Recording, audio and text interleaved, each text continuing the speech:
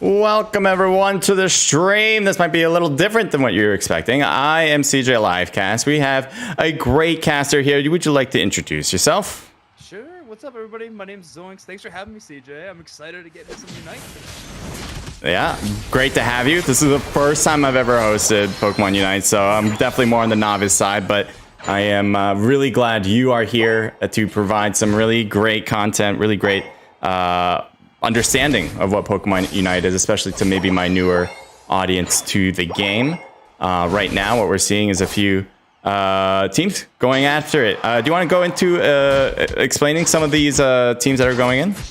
Yeah, sure. So we just jumped into the game. We did miss the draft phase as we were launching into it, but basically, like most MOBAs, you can't have Pokemon on draft mode. And you have a couple of bans. So a lot of defenders or tanks are very popular in Pokemon Unite right now. So Lapras and Trovo are perceived. Now, the two teams that we're looking at, I believe, is going to be Daruma and Entity 7.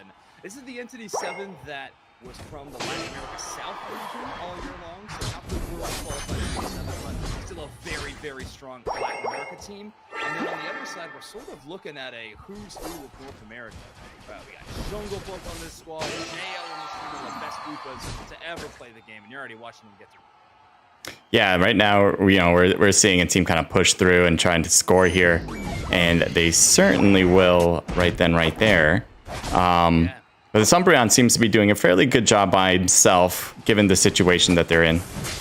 Yeah, they are doing a good job. I mean, the trio being a themselves, make some space, they're able to try to surge in to find a Corneo, and more importantly, get out after trying to engage the game. That's going to have to be a very well-coordinated effort between those two teams. Now, what's about to happen right now is that 7 mark, where the biggest objectives is try to steal the bottom half of the Electric path, all right, focus, put on objectives. Revenants are able to secure it in front of an Ivy. Really, really tough security grab, so well timed by that record. Yeah, it looked like the attempt to get that Reggie was not gonna happen. Even with Ivysaur's Solar Beam, I thought maybe he would be able to steal it away. It just did not work. Yeah, it came close for sure. I mean, it's a whole lot of burst damage, but with 3 defenders all dedicated towards that same objective, you're in a pretty good spot. And you're looking at the orange sides in their team composition. They're running a Venusaur, and also a Buzzwole even could kind of be called as the really good Pokemon later you get into the game. So these Pokemon maybe don't have the most relevant, but as soon as you hit that level 9 and get that Venusaur evolution like this player just did, all of a sudden it's a whole lot more power on the field. Now, why would you have two defenders kind of pushing against each other there, unless I guess there was an attacker at that moment? But like, can you give the audience some explanation on like the differences in Pokemon types, why there's defender types and attackers, all rounds and supporters? Yeah, and then Speedsters rounds out that full 5 roles inside of the game. Now, the defenders are, of course, going to be your big, bulky Pokemon. Their biggest job is to defend goal zones and then push around the enemy Pokemon, create space, but maybe hinder your opponents as well. Attackers all about doing damage from range. All-rounders all about doing damage from up close. Speedsters usually into that latter spot, but they do a lot of damage all at once. They're very paper thin. They can get knocked out the other way. And supports are your very traditional healers or providing some kind of utility in another way.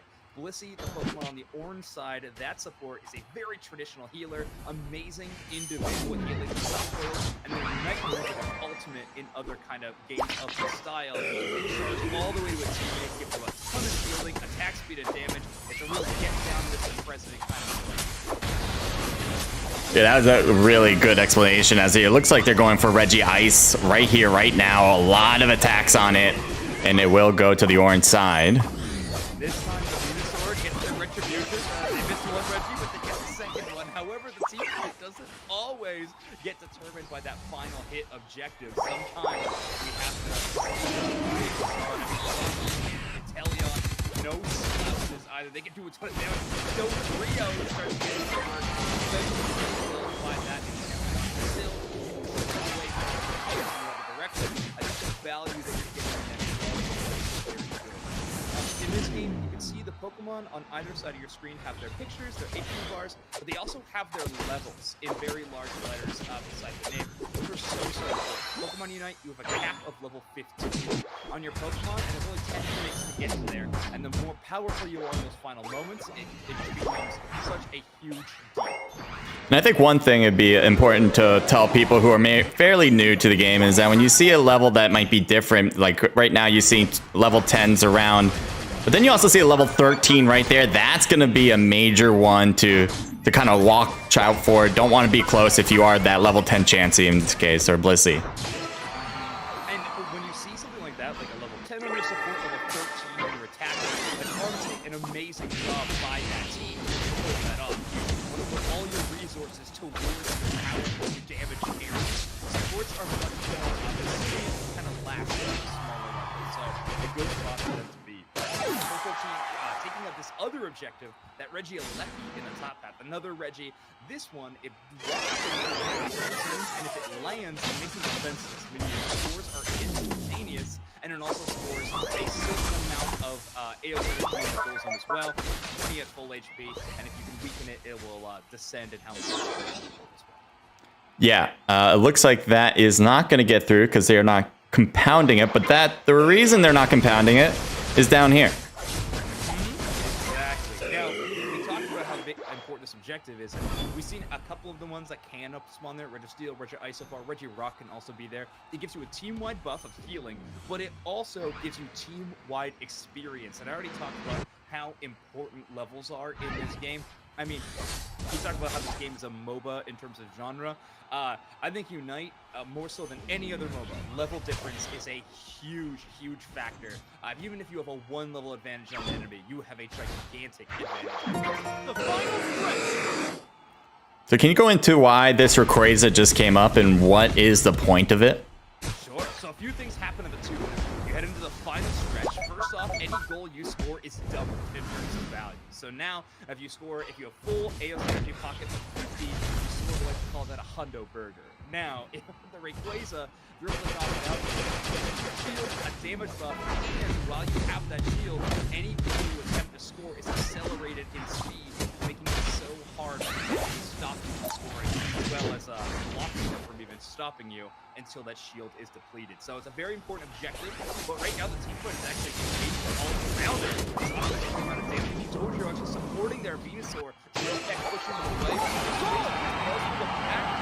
However, there is still an engagement going on in the enemy central. Scoreline just barely in offside.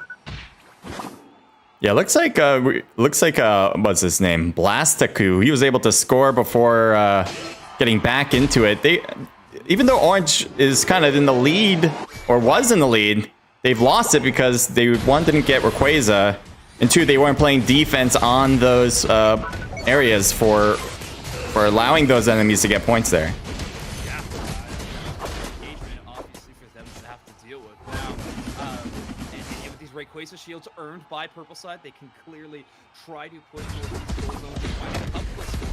They're doing a pretty good job of beating those shields on their own to make this a close fight. Now it seems like Orange playing a lot of defense at this point. I think they have a clear understanding that they are winning this. And so the next 10 seconds, they just don't need to attack. They're just going to hold back and let the rest take its part. Yep, this clock ticks down. One last quick attempt at wow. I don't know if that one will put them over the top in terms of scoreline, but at least make it a whole lot closer. We'll have to take a look at the final scoreline as it tallies up. Yeah, I think it's going to be a little short, but let's see how it plays. Yeah, just a little shy of having that one. Unfortunate. I mean, NESUS with a pretty solid game, 8 KOs in total, but the scoreline just shy of the 288 that Entity 7 was able to put up. Yeah, NESUS has 8 kills in that one. Really great job from him.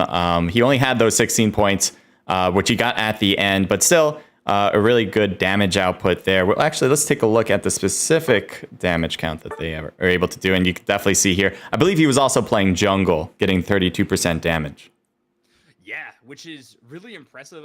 Oftentimes we see the Inteleon take this one. I do think Kratos must have had some kind of issue internet-wise or something like that, but still 50K for them, impressive nonetheless. 82,000, very, very solid performance from the Sasha.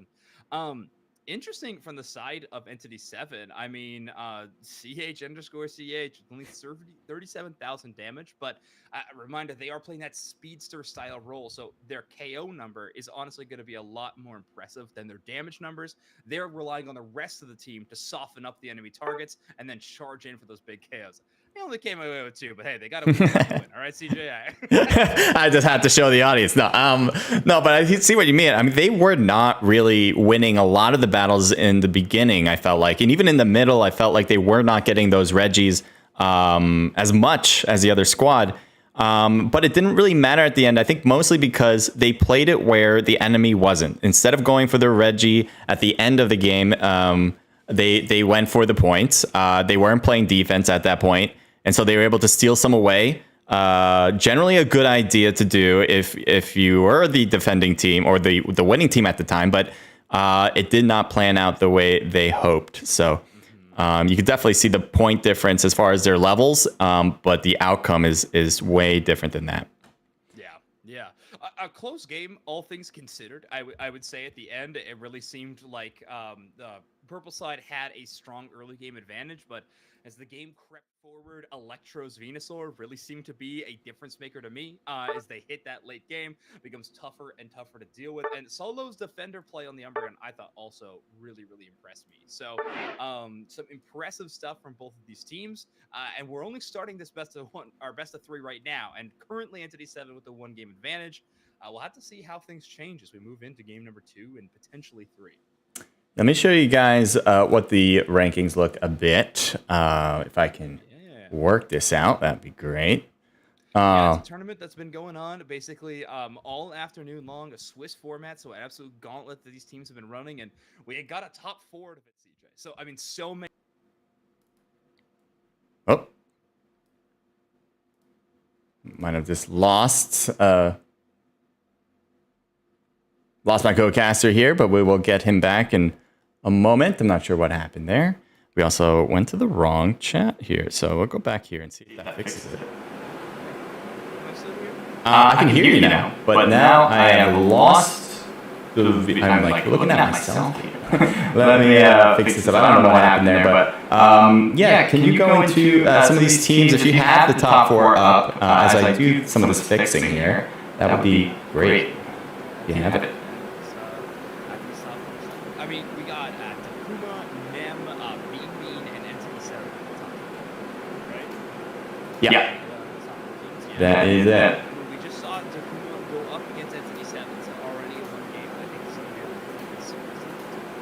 now, Nem versus Bean, though, is going to be an exciting game. I'm sure that's part of the Nem, it's short for, I'm sure it's sort of a nemesis. A team last season, the whole year at this point, was really, really formidable. Rex, Asimov, Trainer, and Fan, basically all household names in North American region tonight. Very, very strong players across the board. Trainers like central play, pretty central play, so good. Ethan, with Inteleon and Sensual, sniper style attack play on the map. So good. The squad, I think, is a very strong favorite to come away with a victory in today's tournament. However, your opponents of BB also very, very good. A team name that I'm not so familiar with, but that's not the case with the players. I mean, you got Rhino, incredible Lupa, more original, some creative, but exceptional picks. I'm talking Ignor, Tyranitar, just trust me. And then we got Lutano, who is one of the best top lane players and best. And Venusaur is incredible. The OG, the Mario God in the top half. I mean, they've had a long list of tournament victories under their belt. And then Sky is running on defender right now. They are improving themselves there. We're the only defenders I know of in North America who's willing to go to the Namos. If anything,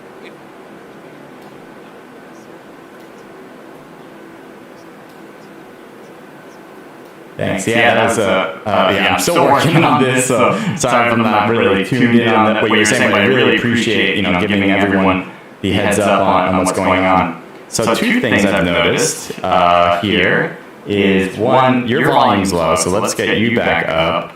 And I think that might be okay. If anyone notices any other issue, I'm going to say take out the compressor. That might be the best move. You have full. Yeah, this is unleashed. You're unleashed, and I don't know. I couldn't figure it out, to be honest. So you're going to have to do your best. Feel free to be as loud as you want. Just do what you want. I did 1 year theater in high school. I can connect. All right, I'll make it work. It's fine. There's also supposedly a lot of background sound. All right, well, we'll work on that. We're going to take a quick break here, and then we will be right back. All right, everyone?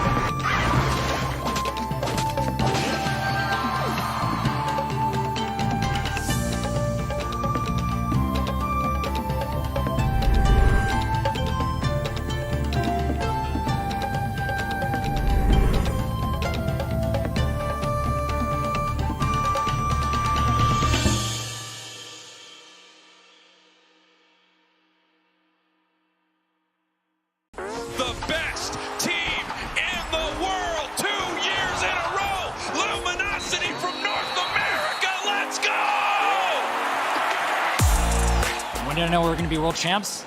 The second they gave me Lapras. You can't break the wind. You can't smash a mountain. You can't bury the sea. And you can't stop LG. I think what enabled us to be so dominant is really the amount of time that we put in and really studying and trying to learn the most that we can with our limited time here at Worlds. And I think that's something we really worked on for like our mentality. After losing regionals, we've really come together and really try to change our attitude towards the game. And I think that paid off so much here at Worlds. 228-5 in an absolute dominant performance right here. That last game is just a culmination of everything that happened through the day. We were just on point all day, and that was just the grand finale for us. Everyone popped off that game. Curios went ham, Overlord went ham, Flash Hero played amazing. We all played amazing. It was a good finale. Year 2 was turbulent for Luminosity, but it wasn't today as they came back.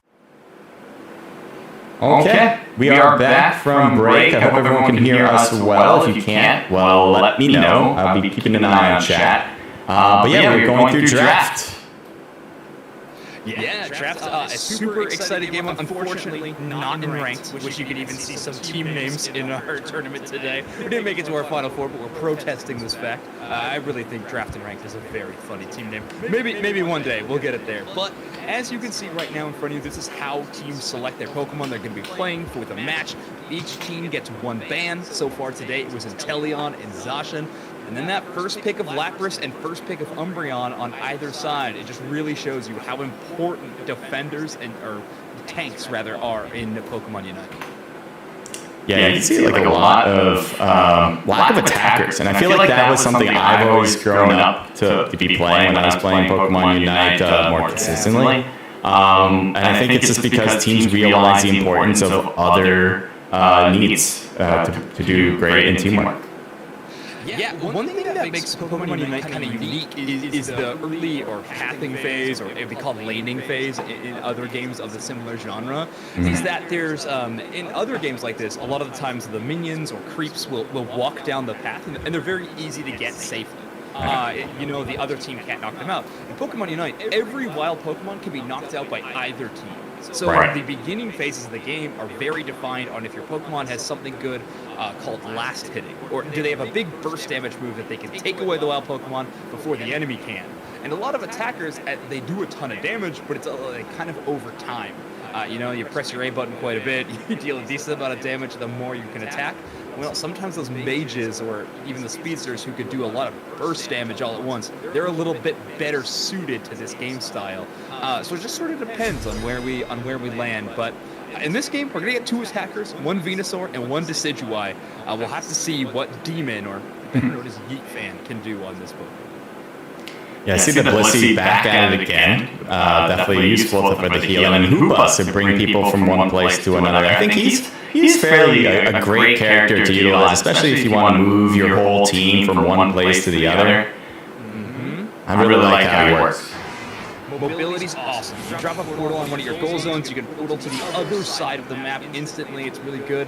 It's also great with how the team composition that they've drafted up, Bean here, they're going double defender, so Mamoswine and Lapras. And healing that big of HP pools that you see on defenders like that is pretty difficult for most supports, but Hoopa's portals can also send you back all the way to your home base, where your healing happens almost instantaneously, and you can pop right back and get in the fight. So it's a pretty good response to a double defender style composition. And plus, Rhino's just very, very good in this Pokemon. What we're going to see here is a little bit of an invade to CJ. They're actually trying to steal away the enemy central area Pokemon, so that the enemy jungler is a lot slower to level up. Yeah, that's an interesting move, because I wasn't expecting that type of tactic. I mean, is that something that's more normalized in the esports scene? It definitely is, and it's kind of into what comp you're playing against. The biggest reason is that it's an Urshifu on the enemy side, and CJ, there's no good way to put this. Kubfu is one of the worst Pokemon of all time in Pokemon Unite. That Pokemon takes a long time before it's even relevant whatsoever, so if you can slow down Kubfu before hitting Urshifu, you're going to be doing a fantastic job. Right here you can see Rince showing up to the team fight, but they really can't provide very much. All they can do is rush back, get that berry, and head back to the center there. Yeah, it looks like they were able to take that and score for sure on that side. Chansey comes around, but a little too late.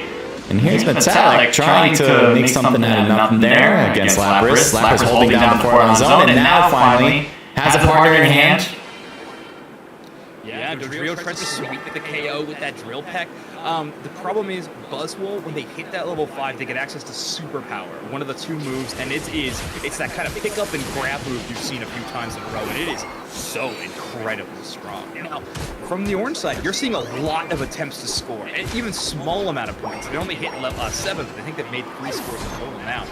That's for the items that these Pokemon are running. A few of them are running Aeos Cookie, or Attack Weight, maybe even a special attack specs on a couple of them. But the more you score, the more your damage numbers can scale when you're running those items. So you want to score lots and little amounts at the start of the game, so you have more impact as the game goes throughout the game. Yeah, definitely makes sense, especially if you have those items. It looks like we're starting to see maybe a battle happening near the middle. Let's see if that is the case or just dispersed. Yeah, Urshifu going into one of the 2 builds it has, going to the Rapid Strike build, or we like to call it the Blue Shifu, when it is the blue style one. And you can see why this immediate burst of damage is so powerful. But nice little push away by Hoopa, nice Phantom Force to hit multiple targets and move them out of the way, actually allows them to escape for a moment. I'm going to have you take over for a bit. I'm going to work on some issue possibly with audio. All right, sounds good. If I need to talk louder, you just let me know. But otherwise, I'll keep talking. I'll try to raise you more. cool. Rhino trying to displace the Blissey and also get in the face of Heat Fan. He's got that Spirit Shackle charged up. A huge amount of burst damage used a little bit earlier. Rich still not knocked out by that one. But the second arrow will do it from max range. Heat Fan taking away the Registeel in the nick of time. Like I talked about before, that is team-wide experience and a special attack and attack damage buff for the entire squad for, I believe, it's about 100 seconds. So quite a bit of time with this large buff. But Heat Bean, not too worried about it. They're trying to push in and get value nonetheless. I'm going to jump in for a bit. Racing away. Oh, maybe grabbing one of the speed berries that populate in the central map.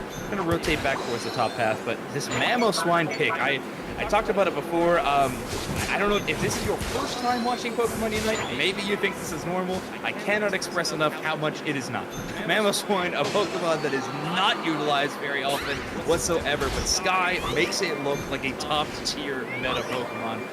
They really are so good with this one. At level 8, it does take a 3-stage evolution, so needs to get to that level 9. A very long time, big scaling Pokemon, but can still be impactful. And there we go. Utano caught in a mean load allows Heat Fan to hit one big Spirit Shackle. I should use that Unite move, the Knock right on top to try to siege this goal zone. I'm going to have you, because I think we maybe I'm listening through Discord as possible.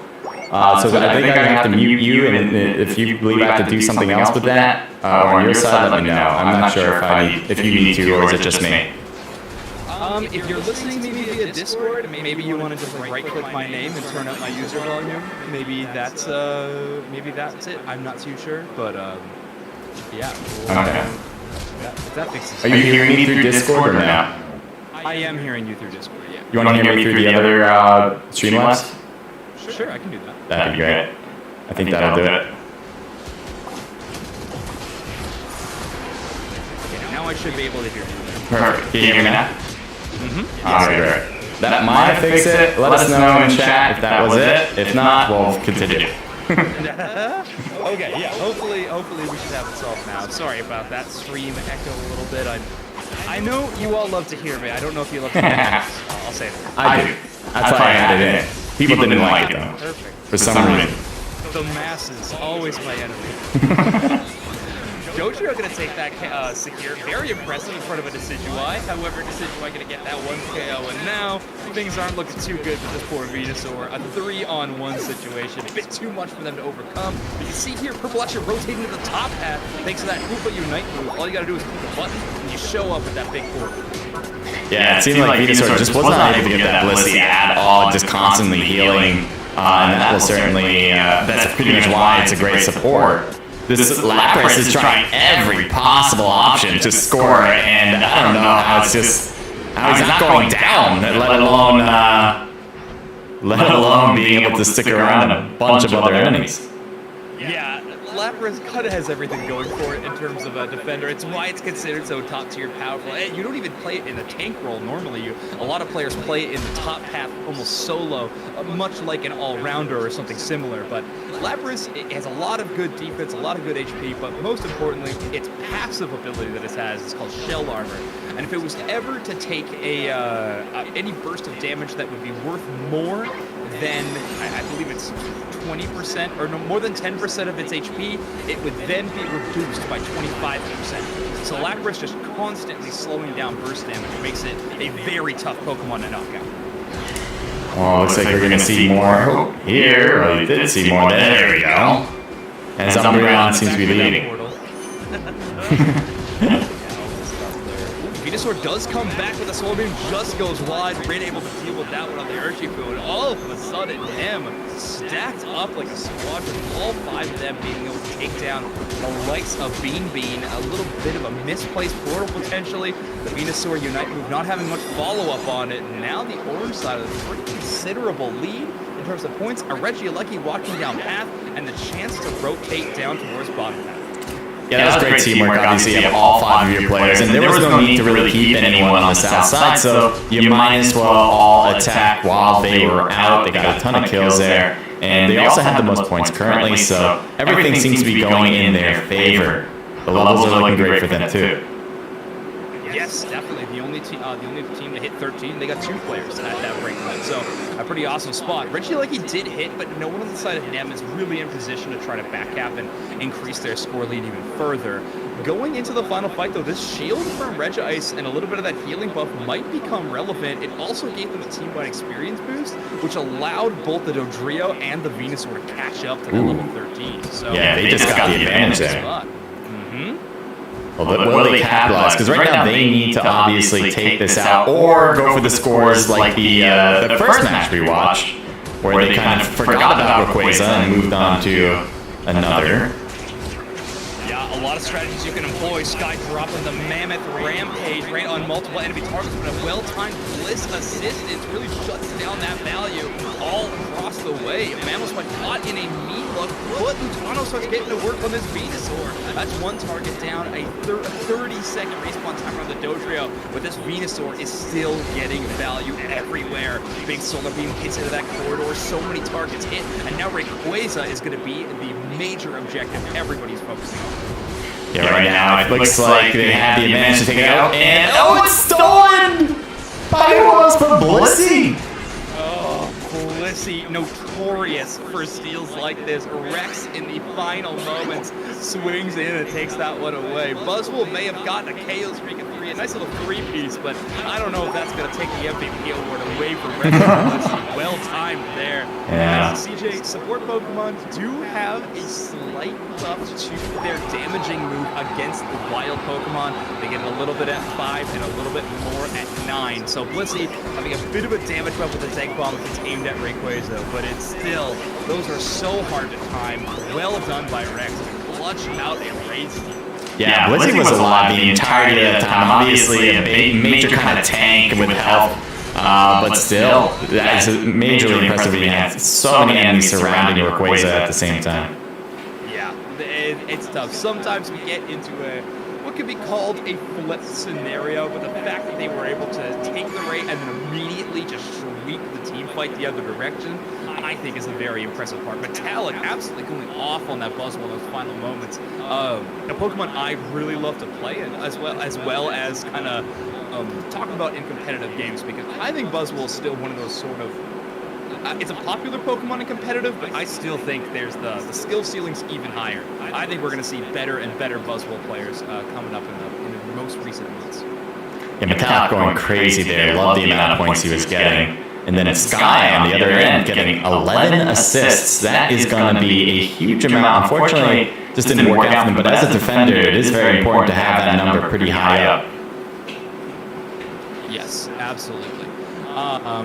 Any number you can skyrocket, that is one you're going to be wanting to. So have on your side. I love assists for the Mamoswine. I've talked about this Mamoswine quite a bit, but I mean, Sky putting up 75k worth of damage and then receiving 61 in turn. I think a pretty impressive play, just coming up a little bit short in this game. Yeah, and then you also have 110 damage, 110,000 damage done from that boy Muck. He's doing a great job. I think he's subbing for the team as well, if I'm not mistaken. So doing a great job in that front. And then Bean recovering a lot, taking a lot of damage, obviously as their defender certainly made sense. So all teams obviously doing a great job. We're going to be moving into our third match, if we have it. I'm going to take a look at that in just a sec. But first, we'll take a quick break, and then we'll be right back. All right, everyone?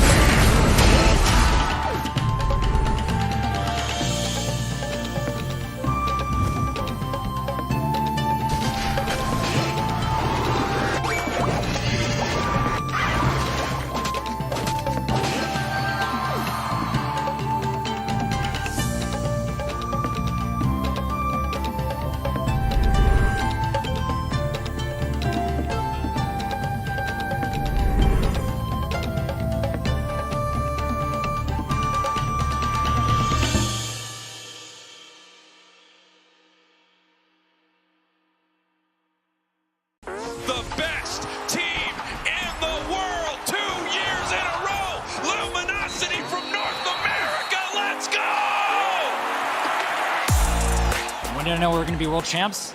The second the game. The stream. We are back. Yeah. We are back. Sorry.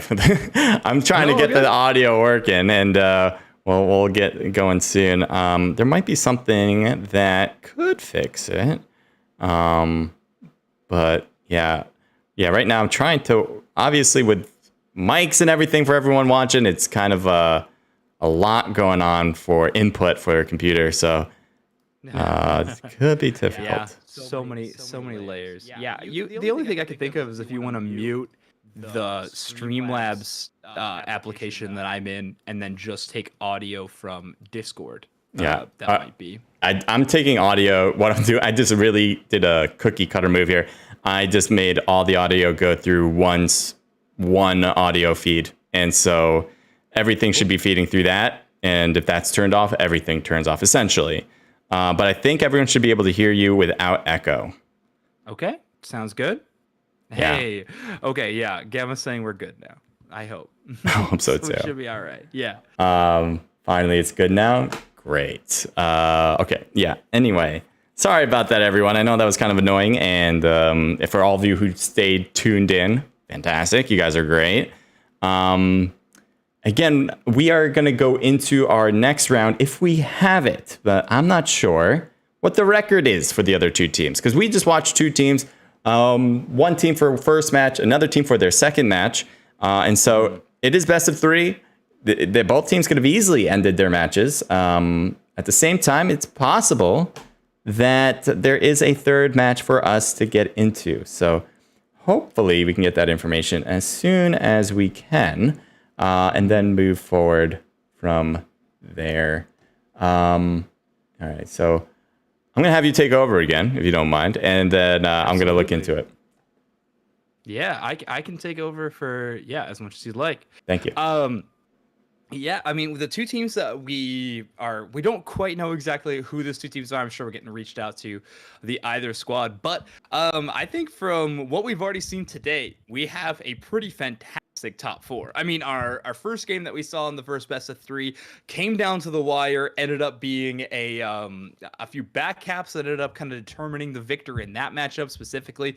And then in this one, it comes down to a Blissey steal to make things a little more interesting as well. So, I mean, it really has been a fantastic day of games. These teams went through a Swiss format to start off the day, and it was a win race. So the first team to 5, I believe Nem was the first team to hit that break point. I think going potentially 5-0 in all 5 of their rounds. I could be making up stats though. I have been known to pull that. Either way, I think I think our finale that we're looking forward to is going to be really, really great. So the two winners semis, or the two first rounds of the top 4 bracket, are best of 3s. And then when we get into our final between the two teams that are victors out of their best of 3s, we're going to be looking at a best of 5. So we'll be watching a lot of really good games from these two teams, whoever may end up in that scenario. So, it also, just a blanket apology to Lutano for calling, or to Muck maybe for calling them Lutano that whole last game. My mistake. I didn't realize that the Venusaur was the sub and Muck had jumped in. But either way, I think I think that they filled in a really good spot. The Venusaur looked solid, caught out a few times by some unfortunate mean look timings for them. Really tough to deal with in those scenarios, but I think otherwise the solar beams were hitting. There was some good damage, some good ejective play. So I think we are looking ahead at a fantastic end to our tournament, CJ. Yeah, so some heads up. I've just been trying to get some information here. Rex, they were able to complete their games. They went 2-0, so they are done for their Final Four. They're definitely moving on to the grand final. On the other end, Entity, do you have a third match? Entity, 7 wins. So it looks like Entity also was able to win theirs, it looks like, based on some information I'm getting right now. And so I believe we're just going to hop right into a grand final with Entity. And it's going to be Entity 7 versus Nem, right? Yeah. Yes, versus Nem. Sweet. That'll be an awesome match. I am personally really excited to watch these two teams play. Entity 7, like I talked about before, is from a Latin America South team. So I haven't had a chance to watch them as much as I maybe would have liked. However, I've seen a whole lot of games from the roster of NIM. Their players, whether they're playing under this banner or another one, they are all pretty incredible. So I think Entity 7 has obviously had some great competition so far today. They've taken down some amazing teams, but this might be the biggest challenge that they've had to face so far in today's tournament. All right. Yeah. So what I'm going to show, or try, well, actually, I'm not. I'm not going to fool around with this, to be honest. I would usually show what's happening and the brackets and all that. But audio is going to be king here. So we're going to make sure you guys stay on here with us and not have it mess up. So what I'm going to do, I'll just kind of walk a little bit through here. We're using community gaming software, which is really good, essentially. It really does help getting to figure out who's going to be the winner, who are the best teams moving forward. So what I'm doing is kind of inputting the information, who won, and kind of going forward from there. And then it'll all be nicely put onto the website. If you guys are interested in looking at anything that we do, whether it's Pokemon Unite or any other esports event, go to our Discord. It's linked in the description. You guys can see it right now. It is linked in our Discord, simply put. So don't hesitate to do that. But as I said, I'm just trying to update it. It's one of my first times dealing outside of Battle Royale, so it's fairly new to me. So I'm going to focus on that a little bit. Zoinks, can you go into your favorite Pokemon, why you like certain Pokemon in Pokemon Unite that would maybe for people who are just starting should try, maybe at a beginner level, and then maybe if they feel like they want to go advanced, give them that insight? Okay. Yeah, I could give kind of that spectrum or barometer of advanced to standard. Appreciate it. My personal favorite that I've been running in ranked recently has been Garchomp. I adore this Pokemon. I wouldn't call it top tier or meta by any stretch of the word, but it definitely has matchups that you could be really favored into.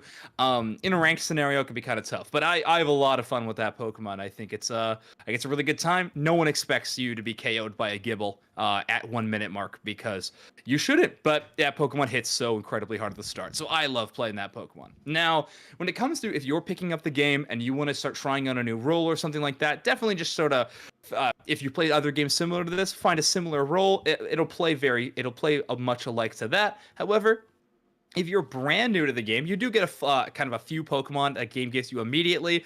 I would say there's two options that I think are great options to start learning and picking up the game, and that is Pikachu and Slowbro. Both of those are just really fantastic options, and honestly, both are quite good in meta right now. Slowbro is just kind of evergreen, is always going to be a really fantastic Pokemon, is a defender style class, has a great secure in the first 4 levels and its water gun move. If you go Surf, it has a ton of great displacement. If you want a bit more damage, you can also go Scald. Amnesia and Telekinesis are both very straightforward moves. Amnesia just kind of ignores a lot of damage, and your Telekinesis can hold an enemy in place. Both really, really good, and it's a satisfying Pokemon to learn. But the reason that it's on the map is because it has one of the best Unite moves in the entire game. You find the best Pokemon on the enemy team, and you press your Unite move button, and they are trapped there helpless for multiple seconds while you hold them in place with a Slow Beam, and you hope that your team can do some damage to respond. So if you're looking to play a tank, grab Slowbro first, try out that Pokemon. If you want an attacker, Pikachu, really, really good. Pikachu has a lot of good area of effect damaging moves, so you're really good in the early game. You can hit multiple targets around objectives, or you can go for big burst damage plays like Volt Tackle and Electro Ball. Either build you go. You can't really go wrong with Pikachu. But another thing about that Pokemon is your Unite move, very, very powerful, and it charges incredibly fast. So if you're just learning the game, you're not too sure when to use your Unite, when to not, Pikachu's a great option because you can sort of just use it as many times as you have available because it comes back so quickly. So if you're looking to try out those two in your new game, try out those. If you want to try some Pokemon as you get more advanced and you have played the game a few more times, The skill ceiling on some of these Pokemon can go extremely high. One of my favorites to watch or cast or even play is Zoroark, a speedster, one of the most powerful speedsters in the game, but you have to land every single hit of the combo. Otherwise, if you get stunned at all, you are just really in a tough spot. So Zoroark, very flashy, very cool plays, and you can definitely feel incredibly awesome, but it could be a little feast or famine. If the team counters you, you can be in a tough spot. So yeah, Pikachu Slowbro, if you're just starting out, if you want to try something more complicated, try something like a Zoroark or maybe a Mew. Mew is also really, really good in that role. Wow. Yeah, that was a lot. Thank you so much. Sorry. Yeah. Yeah. You ready? Are we good? Well, we'll try it. I mean, I'm just trying to get in touch with them. I think this is something. So, for all those who are who want to organize tournaments and try to get into it, obviously forefront in my mind right now is give it a shot, go for it, but always try to be prepared as possible. And so I'm learning a lot right here, right now, when it comes to Pokemon Unite tournaments. This is our first one. We've done a lot of Battle Royale style tournaments, first-person shooter tournaments, but this is on a whole new plane. A lot of different information coming in, and a lot of different ways to give information. So I'm kind of in the learning stage still, even though I had this great opportunity to do this tournament. I do want to do more, obviously, but definitely, again, a lot to learn. And I really appreciate everyone who, not only patience, but just being able to play and enjoy it, even if it's not like the perfect tournament. I think I did a great job, but I do want to do better. And I, again, appreciate everyone's patience. I think we're still just having a fantastic tournament together. So many teams showing up and a lot of teams sticking it out all the way to the end of the competition. I definitely think we can consider this one a success. It's been fantastic so far. And we're going to be closing it out with a great best of 5, CJ. I'm excited. Yeah. And so when we get there, we'll announce it in this stream. But for now, we're going to take a break as we figure out when we can get into this rim and start it. So stay tuned. Don't go anywhere.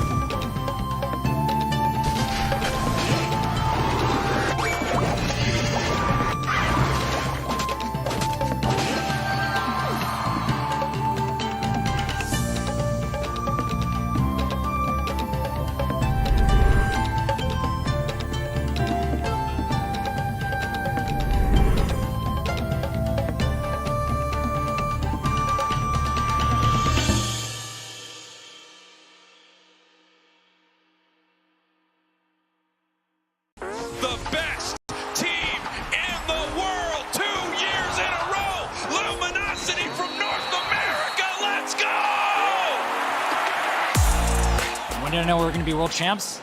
The second they gave me Lapras. You can't break the wind. You can't smash a mountain. You can't bury the sea. And you can't stop LG. I think what enabled us to be so dominant is really the amount of time that we put in and really studying and trying to learn the most that we can with our limited time here at Worlds. And I think it's something we really worked on for like our mentality. After losing regionals, we've really come together and really try to change our attitude towards the game. And I think that paid off so much here at Worlds. 228-5 in an absolute dominant performance right here. That last game is just a culmination of everything that happened through the day. We were just on point all day, and that was just the grand finale for us. Everyone popped off that game. Curios went ham, Overlord went ham, Slash Hero played amazing. We all played amazing. It was a good finale. Year 2 was turbulent for Luminosity, but it wasn't today as they came back here and they did this in dramatic fashion. We had a lot of ups and downs from the journey to Worlds, but we worked really hard to prepare for Worlds, and it really showed. And I'm really proud of everyone on the team. I love all these guys. LG has not looked like this team at all this year. They didn't look like it yesterday either. They woke up to say that crown never left our head. And remember who's sitting on the throne. You know, being back in LAN with like all the fans and all the cheering, it means a lot. It's like a surreal experience to me. So we're a back-to-back champ. Okay, we are back and ready to go for our first match of our grand final. Best of 5 time, CJ. Best of 5. I'm excited. We have Entity 7. They should be on the bot. They should be on the bot, but they're on the top side. They will be interchanging as far as drafting, but this way works too. So then we'll go with that. And Rex there on the bottom there, he's the team lead. He's the one that is really great, you know, reaching out and talking and making sure we're all in the right spot, in the right place. So I'm really happy about that. As you can see, we are using the Skyruins draft pick there, tournament mode as well. All the custom rules are being utilized, and we'll be starting as soon as they are ready to go. Yeah, I like the tournament mode in this game. I think they did a pretty good job implementing it. I mean, the custom rules are great. You unlock all Unite licenses. All items are at level 30. Everybody's got everything unlocked. It just makes it a lot easier to run games like that. And I don't know, it just sets everybody up for success. You can practice for official tournaments like this a little bit better. It's a really good setting. Yeah, I think it works out really nice because like you don't have to level up the entirety of the season in order to get like that 30, for instance, that 30 level. So it really is nice that way. So going over some of the players, we did see Metallic, I believe it was last, who did a pretty good job getting a lot of the damage across. We already talked a little bit about Rex there, but a lot of great players on this team. Yeah. Oh yeah, it's a stacked roster. Metallic's Buzzwole is definitely a surprise to me, but they look fantastic. I was very, very impressed with them. Like I said, Demon and Rin, both really, really good players. Asnable, one of the best, most reliant defenders I think we have in the scene. I expect them to kind of chase the Umbreon in draft here if they get their chance to have it. However, that could be a ban that Entity 7 actually considers utilizing against the team. It's the Umbreon. Yeah, that Umbreon I thought was really great. And I believe, was it banned at one point, or as far as esports tournaments? I believe it could have been. It's just such a strong defender that can hold the position, kind of like the Lapras there too. Yes, yeah. If things are banned from official tournaments, usually because of bugs, or sometimes just because the tournament's a little too soon after the release schedule, so that'll often elicit a ban. But Zosh and Slowbro, pretty solid bans across the board. It is going to give up Lapras for the first pick of Entity 7, which will most likely be locked in by them. Yeah, got that currently hovered. It's really that or Inteleon as your first two options for kind of power top tier picks in the game right now, but taking Lapras over those two, I think will give the chance for this orange side to grab those Pokemon if they want to. It looks like Umbreon is going to be locked in. There we go. Ryan's got his too. Yeah, running that Urshifu, that's that Pokemon that I was talking about that can have two different styles. I think we'll most likely see Rin stick to the blue style, the Rapid Strike build for most of these games that we see. Well, they're giving over Blissey and Teleon with these two grabs. So I talked about how good the Umbreon is and how good Asmonable is on that Pokemon. However, their priority to picking it over Blissey is pretty shocking. I think they just didn't want to give Entity 7 the chance of double defender. It was a bit too powerful for them to deal with. So instead, they have to give up the Blissey, which again is just a really powerful pick. this is kind of what they ran last time. I don't see any changes from Nem's side so far. They really haven't been forced to change. They also used, I'm pretty sure they also used the Venusaur. It looks like they were going with Dragonite this time. But Wigglytuff will be new. Yeah, Wigglytuff would be brand new. Well, yeah, for Entity 7. They are going to pick it, too. Wow, so they're going to run the Wigglytuff Dragonite in their final 2 picks. That's surprising, to say the least. Yeah. It means you're going to be running Tank Wiggly, Support Blissey, and sort of top the path Lapras. Now, Wiggly is an interesting Pokemon into Double Defender. The tough part about it is Umbreon. The best part about Wigglytuff's Unite move and Blissey's is how much shielding it gives your teammates when you use that Unite. The problem is Umbreon's entire Unite move is designed around countering that. When Umbreon does their Moonlit Prance, they jump into the air and they steal every available shield in an area of effect and bring it towards them. So Solo and Mary are going to need to be very, very careful about when they use their Unite moves and just try to make sure that the Umbreon has already used theirs. We will see how they move forward here as we're about to start in 15 seconds. I also was able to fix something on the vertical output if anyone was paying attention on that. So happy we were able to do that at the Final Four, the Grand Final, I mean. So we're just fixing things along. We're just, tactically going with this.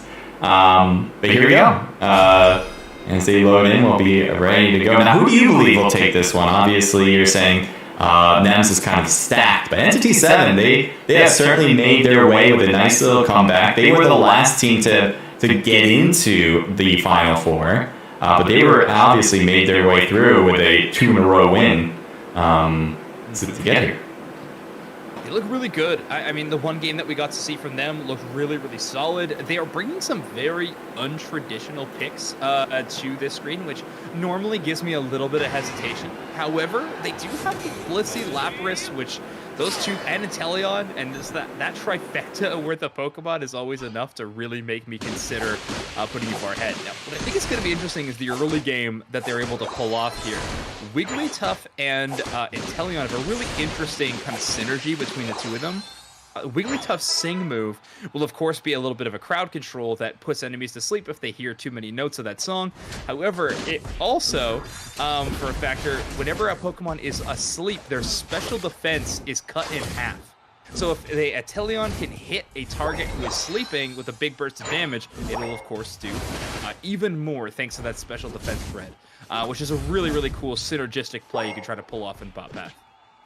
It looks like one of the EVs went to push forward a bit before, I don't know if he was able to accomplish that move that we were talking about just last round.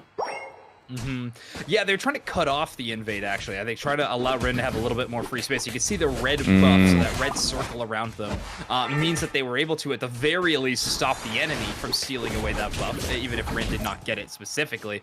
And taking a lot of damage at that spot, I think they had to use their full heal battle item to make it away from that sleep, as this Wigglytuff doing a pretty fantastic job of defending this goal zone, but actually that poor Sobble being chased down by the Braxton all the way into their own base. They're actually going to be able to get the KO. Looks like they are going to get some points early. And then we got some more below. Wigglytuff just like putting himself in the middle of it. He obviously has a very good ability to stay alive, have high health, supporter type.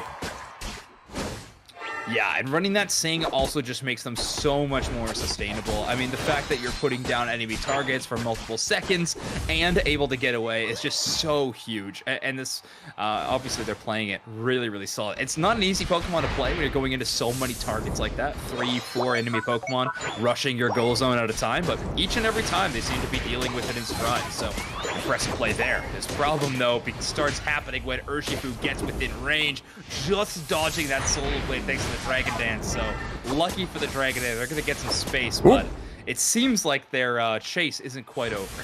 Oh, he tried to get over to the berry, just could not do it quick enough. And Umbreon's going to come back into the main spawn point. Yeah, I think to call out whenever you, if you are brand new to playing, if you hit that down button on your D-pad, you're going to be able to send yourself all the way back to base, unless of course you take any damage during that channeling time, then you get stopped. But you want to get back to full HP and get in the mix for this 720, the second spawn of these Swablues and Altarias, or the birds, as they show up in the middle of both lanes, also at the 8-minute mark in the middle of the map. And, well, 50. I don't need to tell you all the spawn times, but I can guarantee you these top players know exactly. They know exactly. Yeah. For sure, they have done it many, many times before, so they're certainly aware of the timing of when farm comes into play. But that is one of the most key parts when it comes to Pokemon Unite, is to when things start coming into play, so you can get ahead of the opponent if they are not aware. Now, okay, currently Demon on this Delphox is running a very weird moveset. I don't know if it's a misclick or if it's on purpose, but they're running Flame Charge Fire Blast. And normally we don't see those two in tandem. Dragonite actually able to steal that objective away and get the KO. Leafeon attempting to get that big last hit burst damage, but they're running Fire Blast Flame Charge on this Delphox, which not a normal build at all. Usually you want to go with a combination of the other two, or but still, we'll have to see how much impact they can have. Fire Blast lays out a sort of a row of damage, and if any member is in there a second later, it kind of has a secondary burst of damage. So you don't want to stick around in that small area of effect too long, otherwise it could be catastrophic. Looks like they're going for Reggie again, and they were able to accomplish and push it now. Can this Umbreon be taken down? No, staying in there. Never mind, got taken out. Yeah, for just a moment, but I think the defense on that goal zone was well mounted. The problem is Entity 7 not too shy about scoring early. They've now broken 2 goal zones of the enemy who's not been able to scratch the others. 188 to 44, pretty gigantic scoreline. I mean, right now Nem's gonna need to do something pretty drastic to find a way to pull back the score lead. Lucky for them though, when your outer goal zone breaks, more wild Pokemon spawn on your side of the map, which are a little bit easier to get, and you do get your levels a little bit quicker. So that could be important for them to get caught up. Yeah, having extra spawns coming in for farming would obviously help to get your levels up if you aren't unable to get kills, especially. That could be a great way to kind of level up without much more effort. Lapras. You can see the power of Umbreon, a couple last hits. Lapras, the only Pokemon that could still defend in a position like this, trying to double it up with the Wigglytuff, and there you go. That Lapras, it really is. This stays in the points area, and that will keep them obviously healed up even more, really making it tough to take him down and obviously score on Lapras. Looking ridiculously powerful. I mean, there's a reason that this Pokemon elicits so many bans in competitive mode. I mean, it's just such a hard one to deal with, and you can see its value already in spades in this game. The early game has kind of been held down by them this entire time. Trevenant does try to use his Unite move right on top of the objective, but it comes up a little bit short as all the members of Entity 7 focus on that basement Reggie, and they find the secure. Yeah, it looks like everyone instead went north, given they probably assumed they weren't going to win that one. But even so, this Lapras just continues to hold the fort. And with now backup coming, they will take out the other Reggie together. It's kind of ridiculous that it's able to do so, even in that Delphox unit. It's just a ton of damage, but also cuts down the enemy's healing. Hey, but nice solo hit from the Leafeon to secure that objective in the face of a Dragonite Hyper Beam. No easy task. Hyper Beam easily one of the best secures in the game. Lapras using its own Unite move, though, to try to swirl around the enemy team fight and try to hit them from behind, but goes a little bit wide, and now Nem's able to mount up another offense onto this goal. And this Regieleki just wants to get in, but with so many Pokemon taking over the spot, it's not able to move forward yet. But it might change. But again, constantly we're talking about this Lapras, obviously holding it down. That's the reason why it's not moving forward. Dragonite obviously doing the same. And while Pokemon are going out left and right, these two are staying together in the zone. Yeah, it's ridiculous. I mean, We've talked about it a lot because it's been relevant every moment of the game. I mean, this Lapras is just so absurdly strong, and Nemesis seemingly Nem seemingly don't have an answer to it right now. They don't have a lot of Pokemon that can burn down the Lapras's HP before it gets any engagements. They have a lot of burst damage. I mean, Urshifu and Leafeon are both great at doing quick, rapid bursts, finding those KOs, but I mean, with Delphox only able to deal so much to Lapras, and the fact that you gave Blissey over as well in draft, that has just made that combination a little bit too tough to deal with. You can see this Lapras still being on the north side. I'll show that in a sec here. The top lane, he's not moving because that's what he's just been doing. If they can't score, they can't get points from that. And so that's what the point of that is. No one seems to be going down south for the other Reggie. Oh, we might find someone here for him. Yeah, there he goes. They were hoping to get some free, maybe 100 points, but not yet. Unless they can take care of business. The Lapras, again, look at that health is coming right back up into play. And finally, the first time, they're going to get a lot of points from that too. You can see Ryan's level is way up. Yeah, they are, as they can dunk this 50. That is 100 points in the pocket. They are able to do it, and it gives them the lead by 1 point, CJ. And now this team fight is finally going in the favor of Nem. A well-placed Solar Blade in tandem with some great Delphox damage, and all of a sudden there's only one member up for Team Entity 7. It's the Dragonite, though, who's been so good so far. Unite moves, but the mean look actually prevents the Unite move from going any farther than a few inches in front of their face. Rayquaza hasn't taken too much damage yet, and Nem actually played a little safe. I think Demon, worried about how low their HP is, actually chooses to try to reset and rely on their team to buy them some more time. It seems like they're trying to attack the enemies who are coming in back from spawn, but they're going to be the ones fully healed up, ready to go. And so they just kind of lost a few players due to that. I'm surprised they didn't just go for Rayquaza when there was maybe one player left on the opposing squad at that time. Yeah, that play call might haunt them as well, as a Hundo Burger goes in on a back cap from Wigglytuff, and all of a sudden Entity 7 hold the score lead of 99 points yet again. Rayquaza still a relevant threat, but with only 30 seconds left on the clock, it's all of a sudden just going to become a race to see if Nem can score in response. All damage being thrown at the Ray right now is slowly, Nem's win conditions are shrinking, and Ray becoming one of the only viable options. Yeah, even with this Rayquaza, they're going to need to do more than that and score. And you can see the Umbreon starting to move south on the map. And can they take this guy out while scoring? Oh, the Ray goes down. Umbreon has 40 points in pocket, trying to score. The shield will allow them to do so. Did that do it? Only 80. I don't know. Yeah, I don't know if it did it. I don't think it did. If I did my math correct. If there were any back caps in response, but no, the 80 points, not quite enough from Rex to take it away, and it's going to be a victory in game number 1 for Entity 7. Yeah, if I'm doing my math perfectly here, if they had 100 on that Umbreon, I think they would have won it by 1 point. Yeah. By 1 point. By 1 point. The Wigglytuff back cap for a full 100 was not enough to be responded to by that 80. Now, a reminder, when you're in game, you can't see those score lines. So all you're seeing is it's a close battle, or we're really falling behind, things like that. And well, I think that warning that they got when they were up by 1 point was just, it's a close battle. So there's really no way of knowing for these teams if they had the win with that 80 points or not. So definitely a devastating scoreline to read for the side of Nem after that game 1. Yeah, you can just see here Ryan putting in the work. 130,000 damage dealt. 38% of his team's total. Even Demon almost getting to that 100,000 mark. And just look at the other side. No one's really close to that. No one, they weren't putting on damage. They were just being very, very strategic on their movement. So great job again for E7.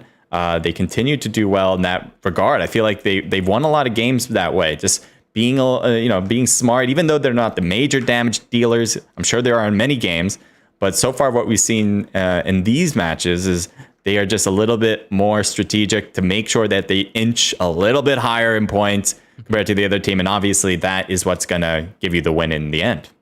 Yeah. Absolutely. It looks really good. Blastoku seriously looked like they couldn't be knocked out the entire match. They just looked so formidable. And I think that was a huge factor in them taking the game. And as you look at our final score graph, I mean, the mid game really was all of them. 2 Regirocks and a Regieleki to only 1 Aleki going to the other way of Nem. I mean, objective gameplay was great. Score macro was great. And then in the final seconds, it was just a back cap call from them to really seal the deal for their team. Yeah. This is a very, I think, telling sign right here is that they were not able to get points at all. And obviously points isn't the only thing. You obviously want to level, you want to get some kills. But this is kind of an important thing. You do have to score points in order to level up as well. And so this is kind of a big one. And Wigglytuff there at the end with the 100 points certainly put the icing on the cake.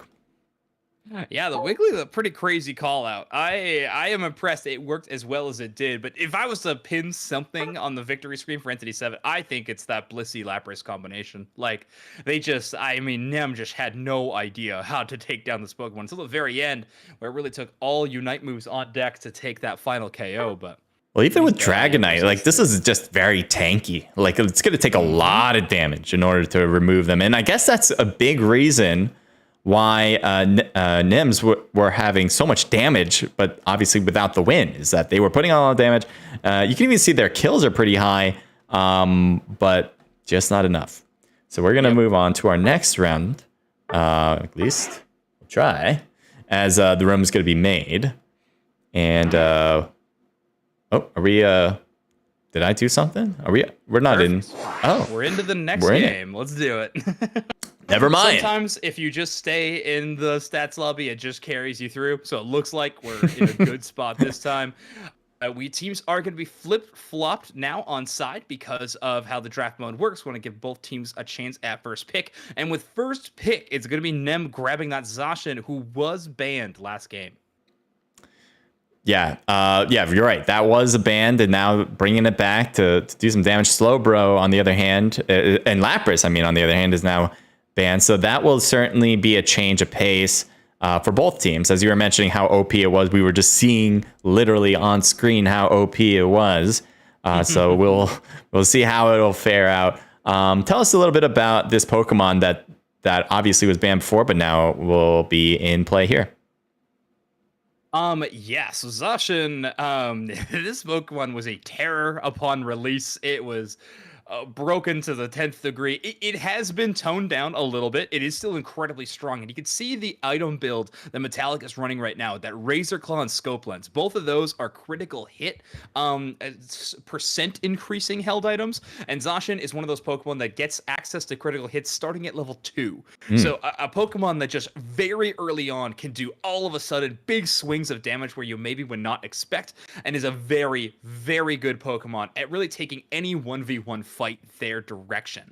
So when they're running this Zacian Urshifu, they're almost running a pseudo dive composition with their all-rounders. They might not be as mobile as something like Speedsters, but Blue Shifu kind of sort of can be. But those two Pokemon, when they're working in tandem, it looks like a buddy cop movie sometimes where they're just chasing down bad guys all over the map wherever they may be to really just double team and everything they get their chance to.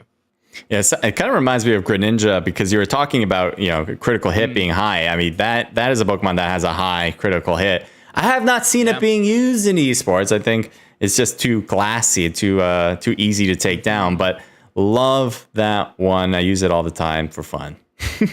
It's great. It's just the problem is there's too many things that stop you. It kind of has the Zoroark problem as well, that if you get in the mix, all of a sudden you have the perfect situation. Greninja works out well, but one Egg Bomb hits you, Umbreon Snarl hits you, Dodrio Jump Kick, Buzzwole Grab. You see what I mean? Yeah.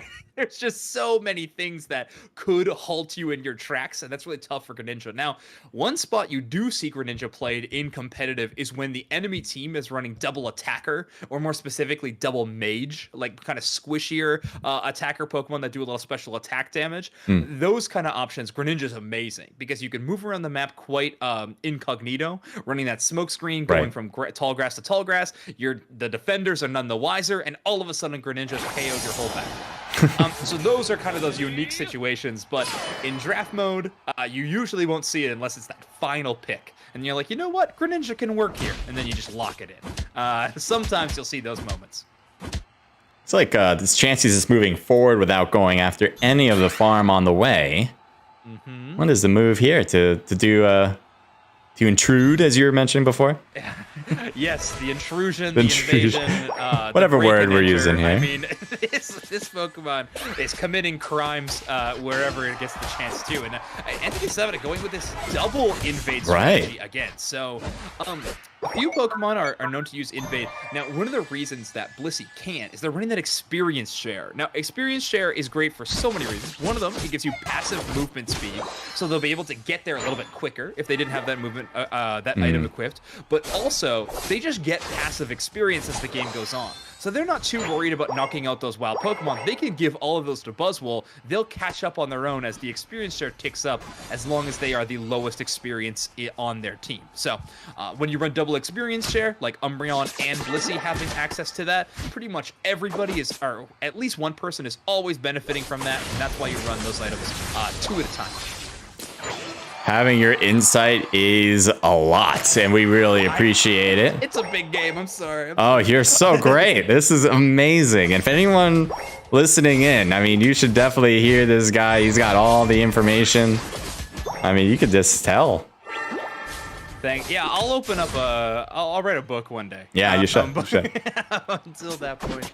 No. I've been doing this game a long time, but it's a ton of fun, and the complexities to it I find are really interesting.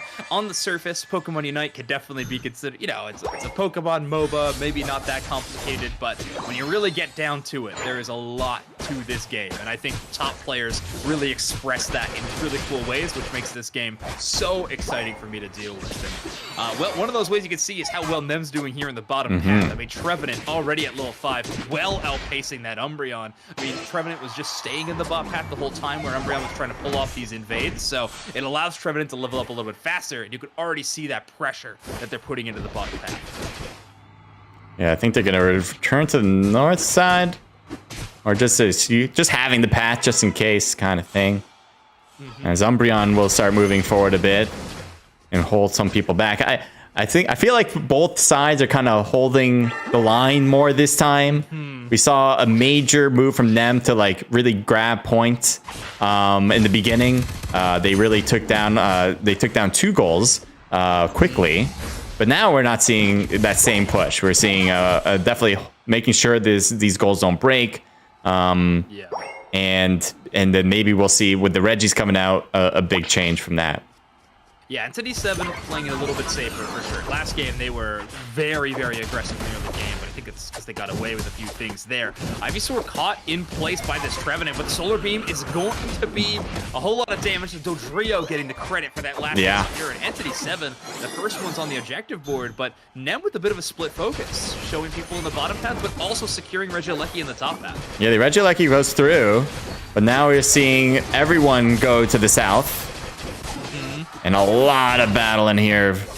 A lot of teams being taken down as we have one left on this side. He gets out as well as Ivysaur just coming out of spawn. That's going to allow a lot of scores coming in to happen there. And a huge, we like to call it an overdunk. So a goal zone can fit in 80 Aeos energy, but if you have more Aeos energy than what is remaining, the remainder will still get added to your score line. So if you can get a goal zone down to 1 and then score a 40, that's 39 extra points. So just, math is also important in this game, CJ. Right? Math and time, I think, are 2 very important parts. Yes. You can also see their points on the right side of their title there. Is next to the Pokeball. On any particular Pokemon, you can see how much points they are carrying. So that will help determine who should be scoring. If you want to figure out if someone's about to break a goal, who should do it. And you don't want to steal it away from anyone. Oh, yeah. Yeah, I've yelled at my fair share of ranked games when I got 40 and my teammates got 10, and they're choosing to be the ones to score and break the goals. Like, I just want to do it. Yep. Breaking goal zones does feel good, but just not for your team, I suppose. Ooh, oh, great use there. Umbreon making sure he doesn't get back there, so to get healed up. That was a great move. Yeah, Mean looks so powerful, but Rin trying to shut down this Urshifu. Unite moves, and one of the only Pokemon in our game that gets the fighting game combo style. Gets up to 24 hits there. They chase down. That's a full 3 Pokemon. So they got a little bit of help there at the end, but starting that off with 2 KOs. You can tell why Rin is one of the most feared players in North America. Umbreon's going to hold the north as they are going for the Reggie on the lower lane there.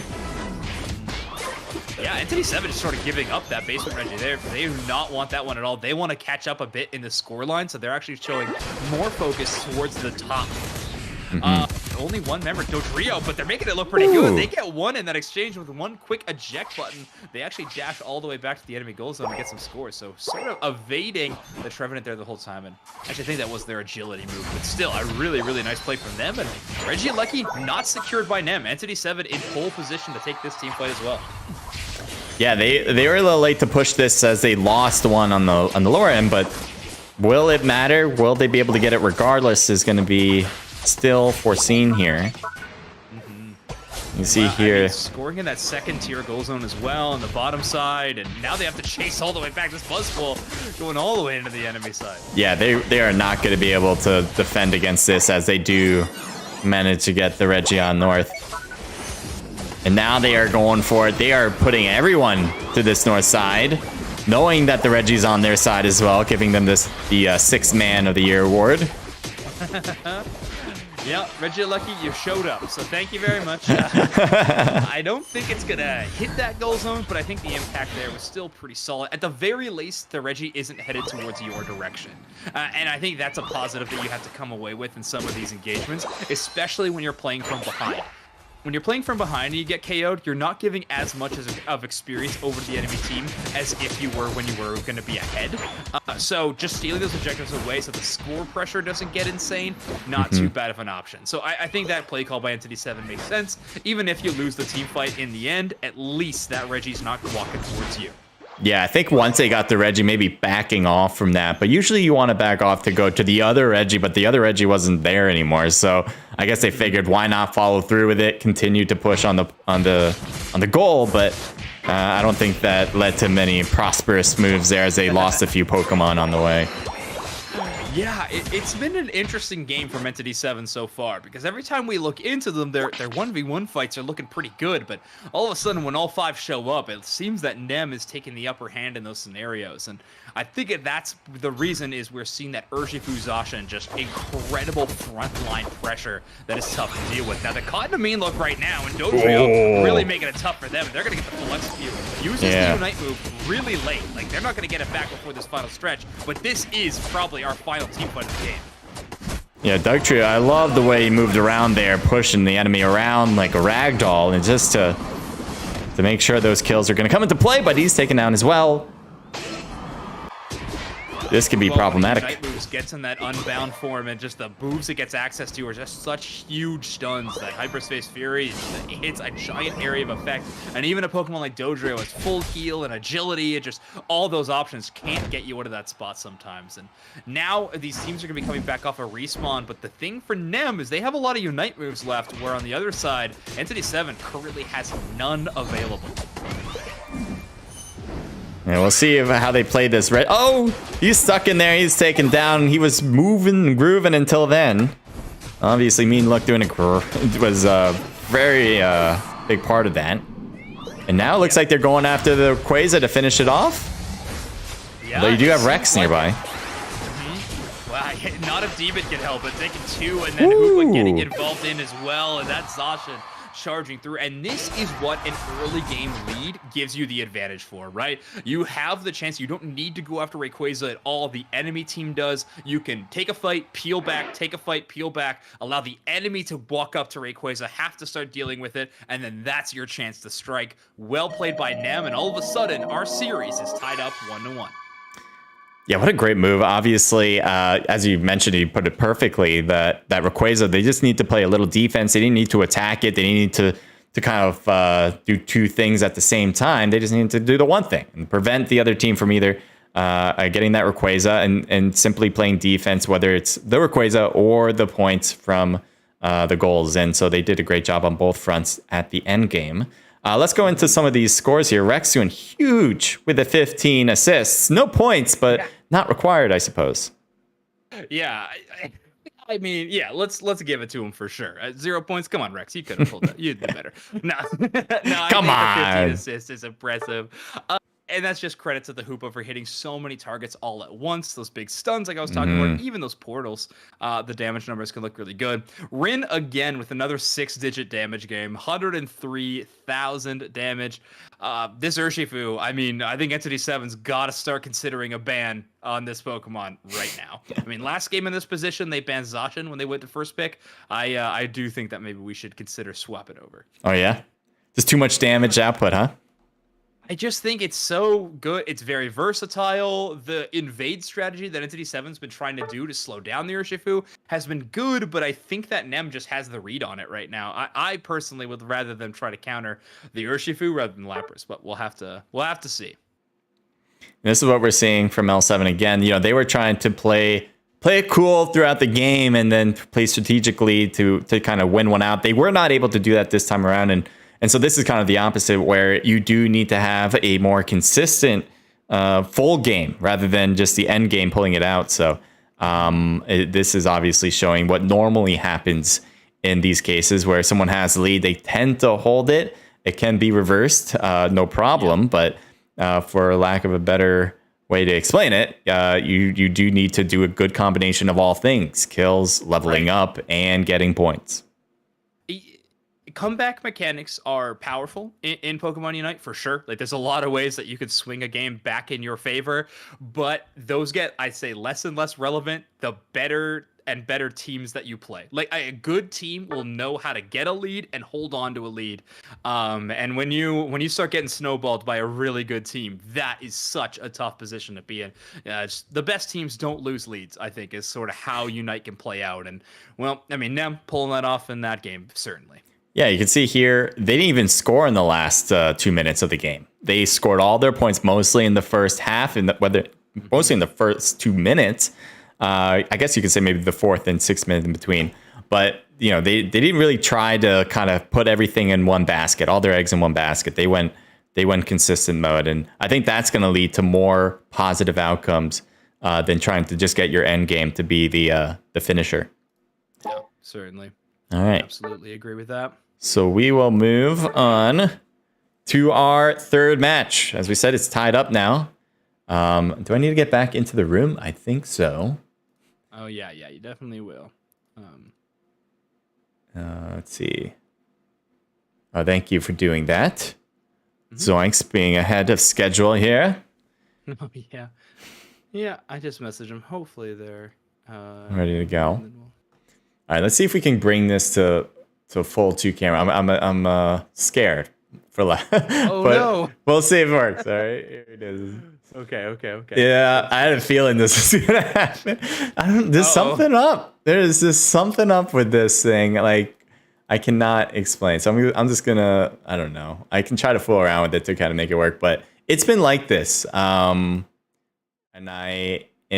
I don't know. So I'm just gonna leave it where we were and wait this way, or we can go on break as we do. And I think that might be the best move. We will be right back. All right, everyone, don't go anywhere. Actually, never mind. There is something I want to talk about, and that is community gaming. Obviously, as you see, if you're looking at the vertical output, you can see that this is hosted by Community Gaming and Naked Esports. We are both doing our part in order to kind of build out the grassroots of esports and give it a lot of love that it needs. So we really appreciate Community Gaming for allowing this opportunity. Obviously, in Pokemon Unite, there have already been grassroots tournaments with Community Gaming. So they're no stranger. I'm sure a lot of you who are watching who play have played in their tournaments. So again, we really do appreciate it. And if you ever are interested in playing in more tournaments, I definitely suggest going to communitygaming.io. They have a ton of different tournaments you guys can compete in, not just Pokemon Unite, but they got we do COD Mobile, PUBG Mobile. They also have Valorant, Apex, your main hitters as far as esports. And so don't hesitate to check it out. Most of them are free to play. You don't even have to pay dues, no subscription, no cost, and yet win cash to prizes. So if you feel like your team can win, or even if your team, you think you just want to have fun trying it, give it a shot. There's no real reason not to if you like playing these games that they generally host. Yep, Community gaming is a great spot. Yeah, free entry, cash prize. Sign me up. Yeah. I did send you a lobby code, by the way, and I think we received one on Discord as well. So we have I hopped all in. set to go. Perfect. Yeah, I saw that. Thank you for sending that. And thank you to the team leaders. Also, help making our job a little easier by getting these room codes and putting these together. So all we have to do is hop into admin. Yeah. Oh yeah. These teams really love playing this game. Like both of these teams are what I like to call just tournament grinders. CJ, like they sign up for every grassroots potential sign up they can. They love playing this game at this level. Sometimes ranked can only scratch that itch so much. So the chance that you put on by running this tournament, community gaming puts on by running these tournaments is so good for the scene and the overall health. Like more chances to play the game like this is always a good thing. That's perfect segue into our ban phase. Who do you think they're banning here? It looks like a lot of different options as far as what people are saying on these. Well, yeah, I think the Urshifu should be considered by Entity 7. It looks like they're going to be running it back with the Zacian again. Lapras, I think, is a given. I think you need to. Nem, we saw what happened last time. Please ban that Lapras.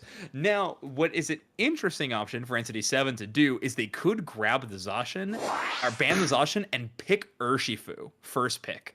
To sort of take both of those options away from the side of Nem. I don't know if they'll do it. Top tier defenders and supports are still available, like Umbreon, like Slowbro, like Blissey. So Umbreon going to be the available option they decide to go with. Yeah, Umbreon definitely first, and then possibly Slowbro. Yep. Or not locked in. Oh, never mind. Not locked in.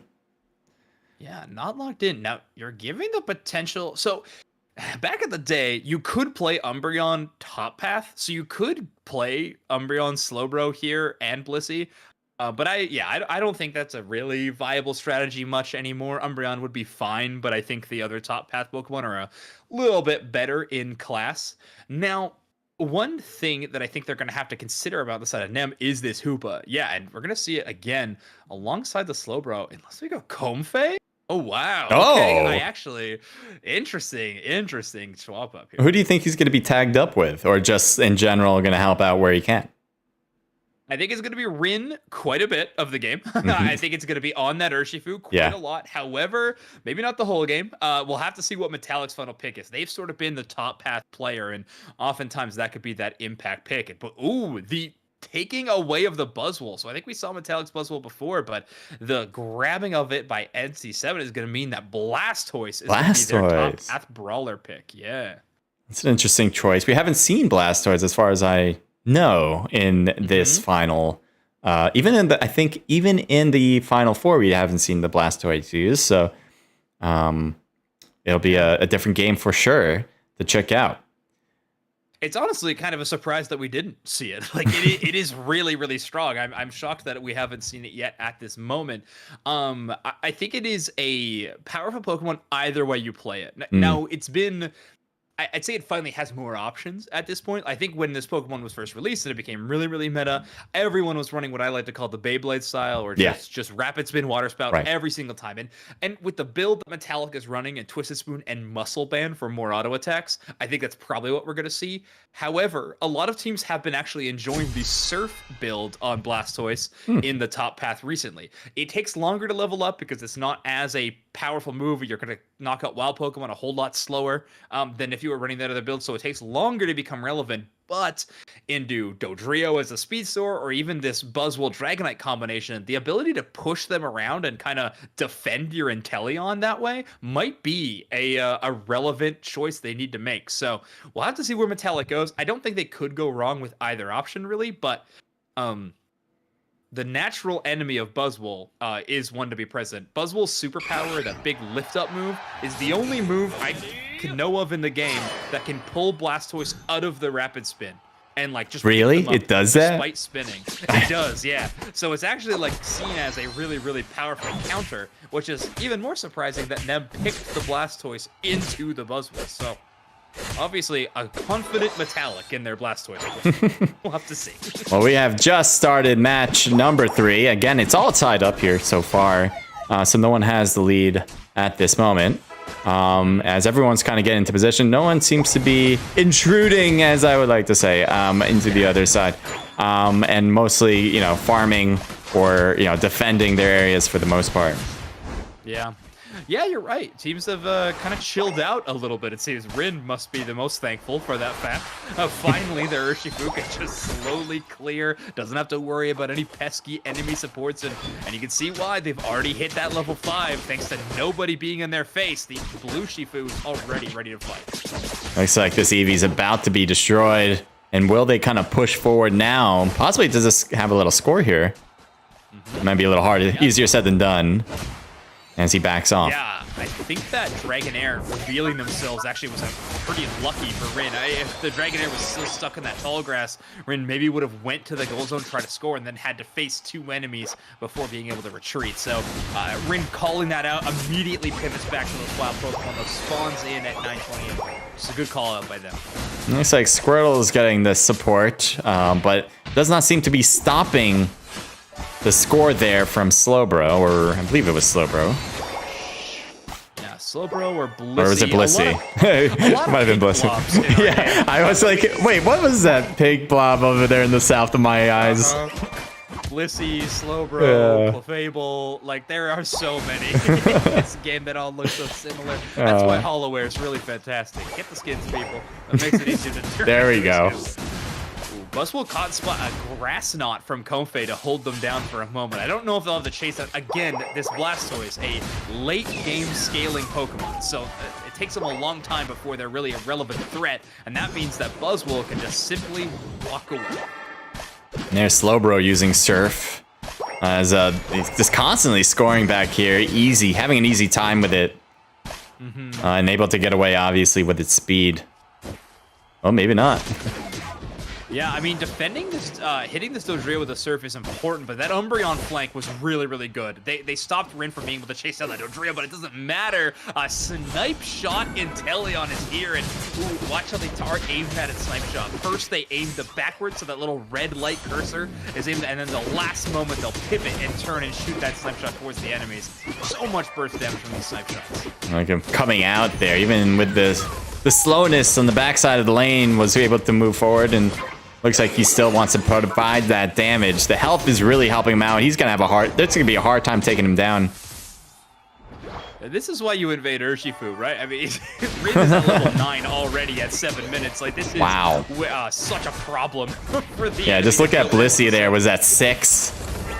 And even Dragonite, who I believe is farming for them, is at level 8, so not quite reaching the high levels it's needed. Yeah, not a good spot to be whatsoever. And Teleon using the Unite move as well. So they also hit 9, and every single auto attack hitting is a critical in that one. And revealing enemies, I mean, is Teleon also a Pokemon at the top of most tier lists. A very, very powerful choice. Here's Ryan here, trying to, again, put on the damage. And the E7 does seem to be at the disadvantage currently, both in level and point. That does not mean they're out. Watching this player, they're never alone, right? They have that flower alongside of them, and all of a sudden it's a lot harder of a Pokemon to knock out. You usually get 2 knockouts still. Blastoise, ooh, eject buttons in the middle of using your Unite moves to get some extra space. And interesting. It's going to be good enough to get the KO. Nice knockout on. That was really cool. Blastoids hanging around Dragonite, but now we'll revert back with Surf. Again, you were right. He's utilizing Surf rather than his other special. Yeah, interesting. I guess one thing you're not lacking on this comp with Inteleon and Urshifu is damage, so you may as well go for some more utility, and that Surf has a huge push. That's fantastic. Yeah. Really making it a good stun to prevent them. Ooh, but there you go, finally taken down. And I do want to see this and whether he's gonna continue this onslaught, but he's gonna get surrounded soon, and he is out. Pulls out a Unite move out of the Slowbro, so that's one big resource gone from Nemesis, so I'm not too disappointed by Entity 7's push there. I think it's a good spot to be. One Hyper Beam goes into Urshifu, but they're able to heal back a lot of that damage with their boosted auto attacks and the Comfey, and all of a sudden it's Umbreon who's in trouble. Dodrio takes a trade, and man, this skirmish is so scrappy. It's back and forth in every single one of these fights, but in the end, it feels like Nemesis are or Nem are constantly the ones coming away with the edge in these fights. Yeah, they are definitely doing well as far as their leveling, but it actually is getting more and more even as the game goes on. E7 doing a fantastic job coming back into this game, and not only that, now leading the game. We'll see if they can continue to do that. Yeah, their counter pushes have just been so good. Their defense on these goal zones has been really impressive. All that could change, though, with a big Blastoise Unite move to knock these two members sky high. Urshifu just can't catch a break, just wants to get rid of his 40. Dragonite shows up with a Neron Global Unite move, and now Urshifu has to contend with 3 members on the enemy side. It's not just them, they also have that Rex Comfey and Metallic's Blastoise is back. All right, both Reggies are being hit. It looks like that simultaneously. But no clear team to grab either one at this moment. Oh, never mind. I thought the south one was still going to be taken. It was wrong. Inteleon does so much damage. It does auto crit. And if there's no one there to contest, them being there is just going to take that one away. But Buzzwole starts getting to work here. The nice KO to start things off. They can't close the door on that second KO onto Rin. That is pivotal. Buzzwole, one of those Pokemon that if you get 1 KO, you get stat boost across the board for a short amount of time. So you can really snowball a team fight in your favor. But if you can't quite close the gap, all of a sudden, you're looking into a bad spot. And that Hyper Beam from Dragonite, almost getting the KO, but the Dodrio is the one that goes down. Man, it seems like every team has had their fair share against this Reggie, and no one is able to bring it down. It just continues to come back to life and start from square one again. But never mind, we finally got it done. Lapras, is that you? It looks so different. it's time the Reggie Alecki. Yeah, it finally goes down, and with some surf shenanigans from the Blastoise, they're going to be able to clear and slow road, clear off enough space, which will allow the Reggie Alecki to hit the goal zone. They're going to try to score these little small dunks as quick as possible so that they can get a big overdunk one there. And close it out. Right.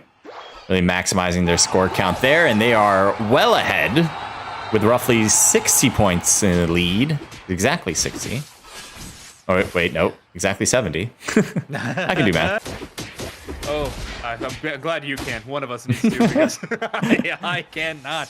I wish things were just a nice little 10 decimal spots. It'd be easy. Umbreon playing really far forward here, and you'll often see your defenders or tanks do this. You're mostly playing for vision in this game. There's only one move in the entire game of Unite that provides vision for your team, so most of the time you just got to do it the old-fashioned way and charge up on your own and head into those dangerous territories to try to bring up the space. But look at this, Rin already getting that fight. A lot of shields stolen by the Umbreon, and a nice move. Yeah, great job from them. Great counter Unite from the Umbreon there. So they are putting on the heat here. But Umbreon will be finally eliminated. Would that be a big problem? It kind of seems like it. As everyone else on Dodrio flank was going to be huge. I really did, but the Slowbro Unite move to just stop them in their tracks, and they're going to get the knockout. And now all of a sudden, Rayquaza, uncontested, right, going to go over to the side of them. And it does seem like this might be it for match number 3. Can they pull something else out? I don't know, but again, they are still down by 70 points, and they lost at Rayquaza. Having both sides against them is not a good combination. Yeah, now it's Nem's game to lose at this point, I think. It'd be really weird if they lose. Not only that. Exactly. Now it would really, really be weird as they surrender. But there we go. Exactly. But yeah, great job from them, right? They were able to constantly put on some heat, and they were leading in the beginning, and then they kind of teetered off a little bit. But they only had to bring it back to take out the Rayquaza, and that kind of cascaded into a very good victory. You can see very blatantly with these kills and assists how this game went. Yeah, I mean, Rin and Demon woke up.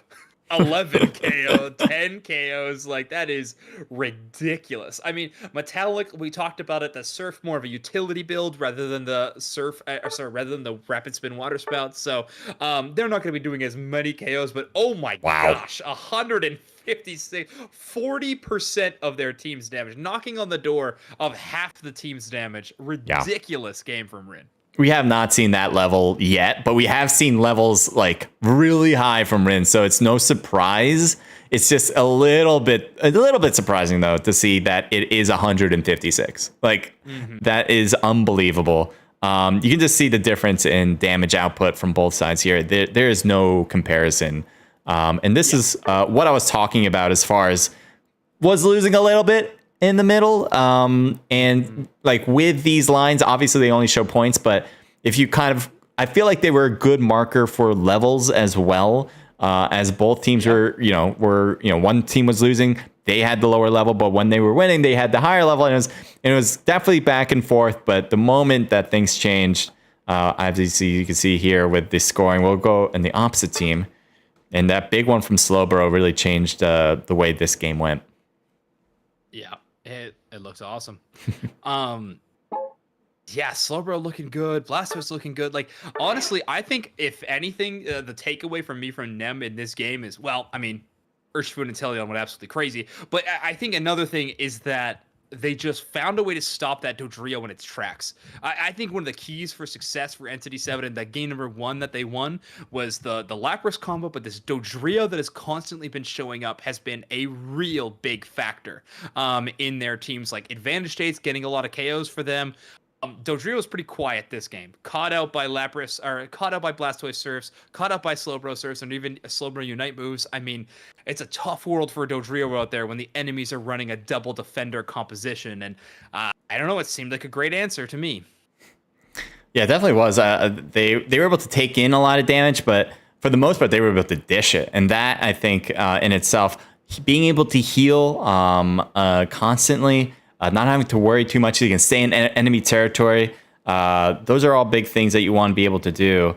And obviously, leveling up is a big part. And so if you're able to stay in enemy territory, steal some farms, that will certainly lead to very good outcomes.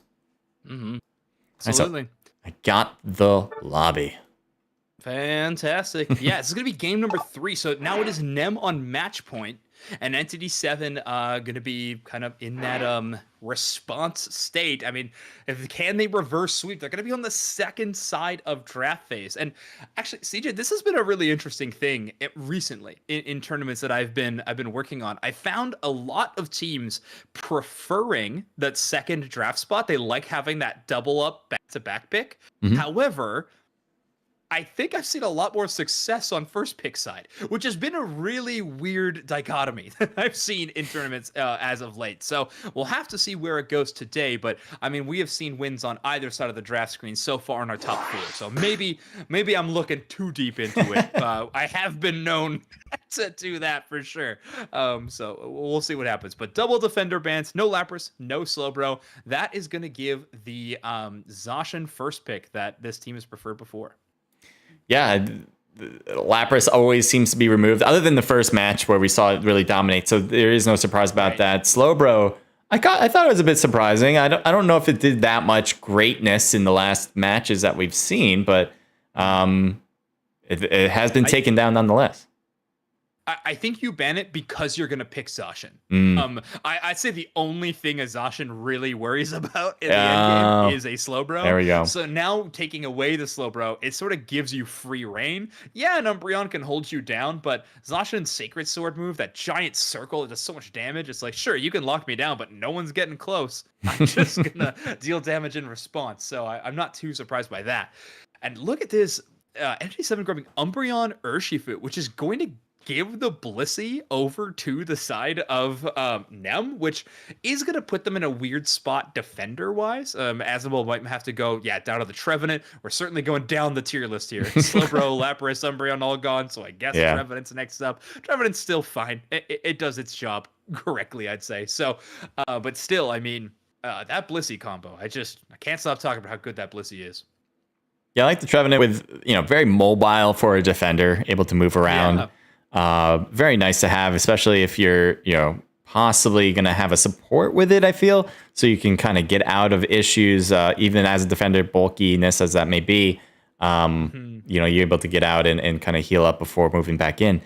But yeah, we got our bans done. We got our draft done, and we're just getting ready for their final preparations. They're just kind of figuring out what they want to do for items and other things like that, and then we'll get into our match.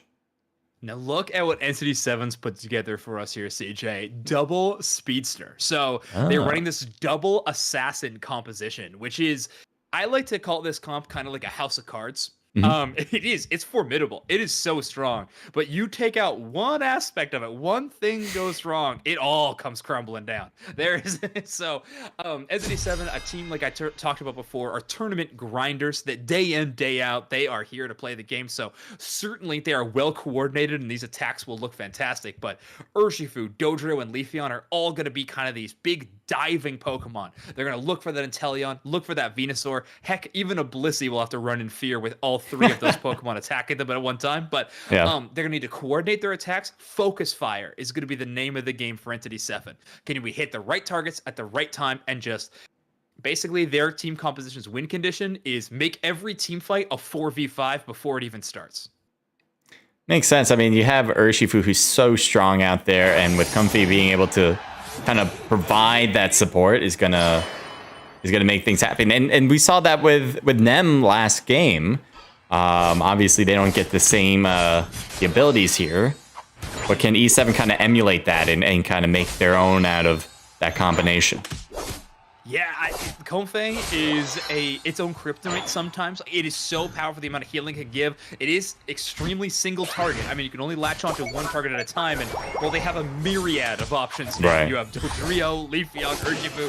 Who do you heal? That's going to be a tough choice half the time, and well, sometimes nobody, because you know if you were trying to heal that Doduo, you were probably just going to get knocked out too. So let them do their thing in the early game. I'm with this Comfey. It's like a lot of eliminations early. Compared to previous matches where it's more of stalemates, holding back, can't think of words, but they haven't taken these out yet, which is kind of surprising to me. I guess they move forward trying to see if they can surprise the enemy. It's actually an intentional decision. So those the more time goes on, the more experienced wild Pokemon are going to be worth. And so if you actually save those and knock them out later, you will get a bigger burst and most likely get to your level 5, which is what you want to happen before those 950 Swablu Alterias just showed up. Or, 850 or whatever they are. So that is why you are you're holding off on them. It's tough to do in like a solo queue or ranked style experience because the enemies will catch on and just go and steal them from you.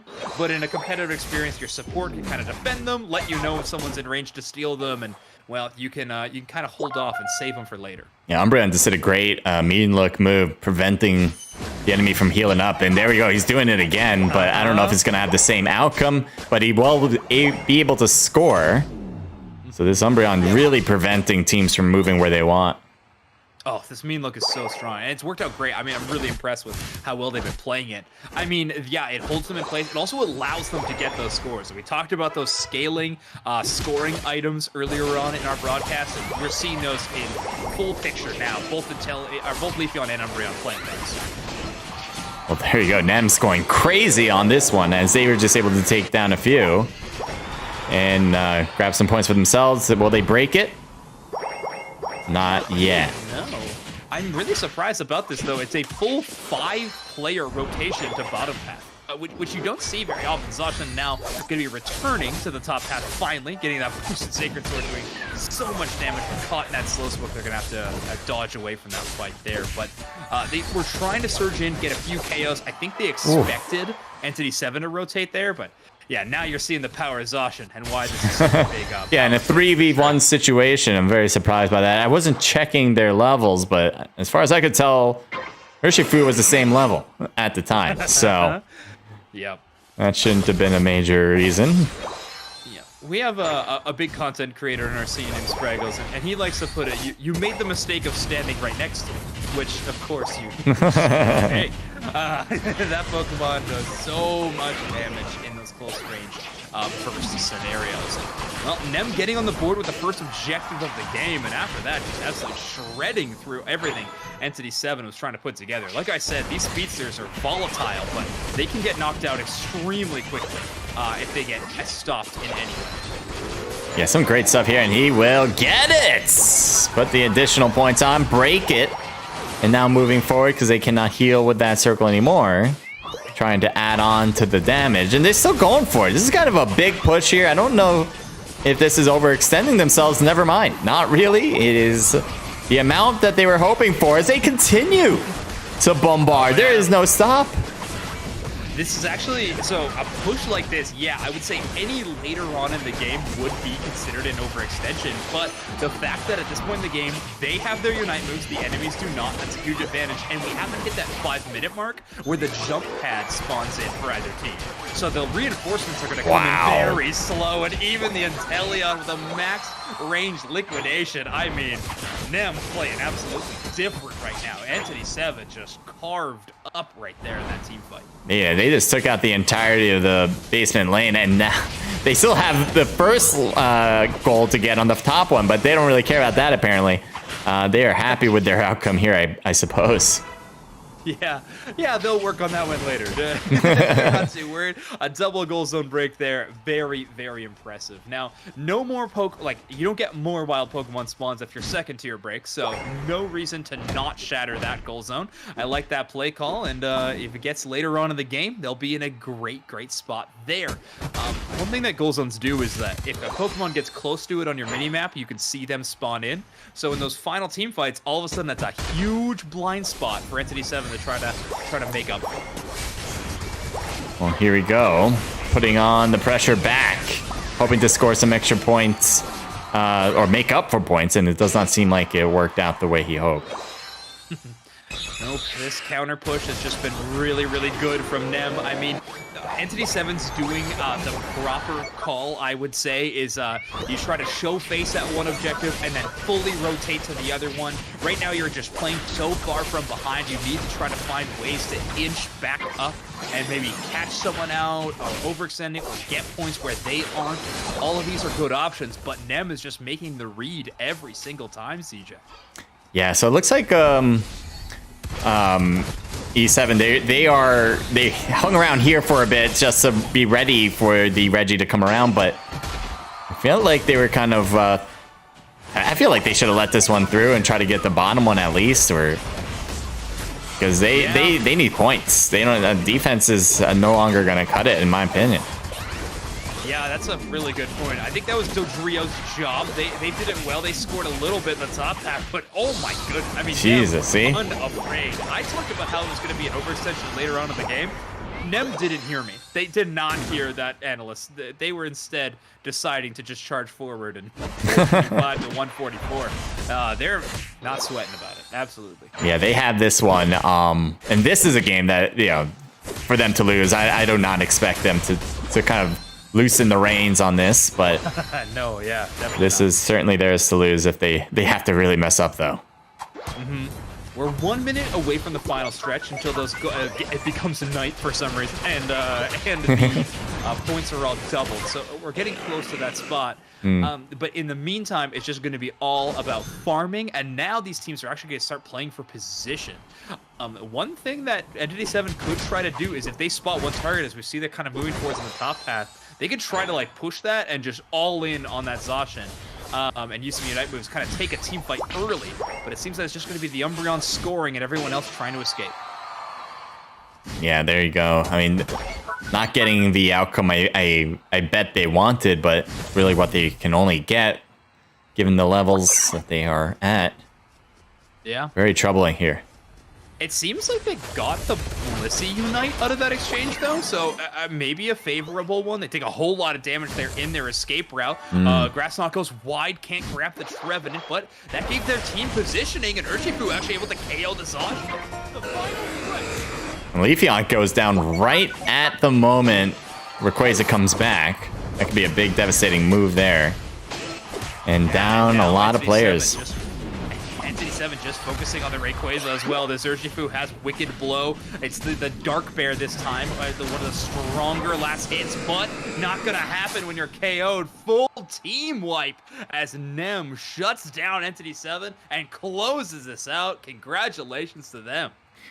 The obvious main thing is the damage output. I mean, winning over all the objectives pretty much is definitely going to lead you to a lot of points, level up, and then able to cascade it down to kills too. So you can just see here, again, that damage that Nems are able to do. Oh my goodness. Yeah, 10 KOs for the Venusaur, 7 for Zacian, 8 for Intelli. I mean, a good spread amongst them. And on the other side, Solo, the defender, the Umbreon, in top KO position. So, I mean, this double assassin comp definitely not doing what they wanted it to accomplish if the Umbreon's coming away with the most last hit KOs. Look at that Blissey there, over 50% as far as recovery goes. Doing its job as support. Great job. And that includes self-recovery too. So, I mean, Rin did recovery 21,000 damage running that Pedal Dance Giga Drain build. We don't see it too often anymore, but into a dive comp, I think it's a good choice on the Venusaur.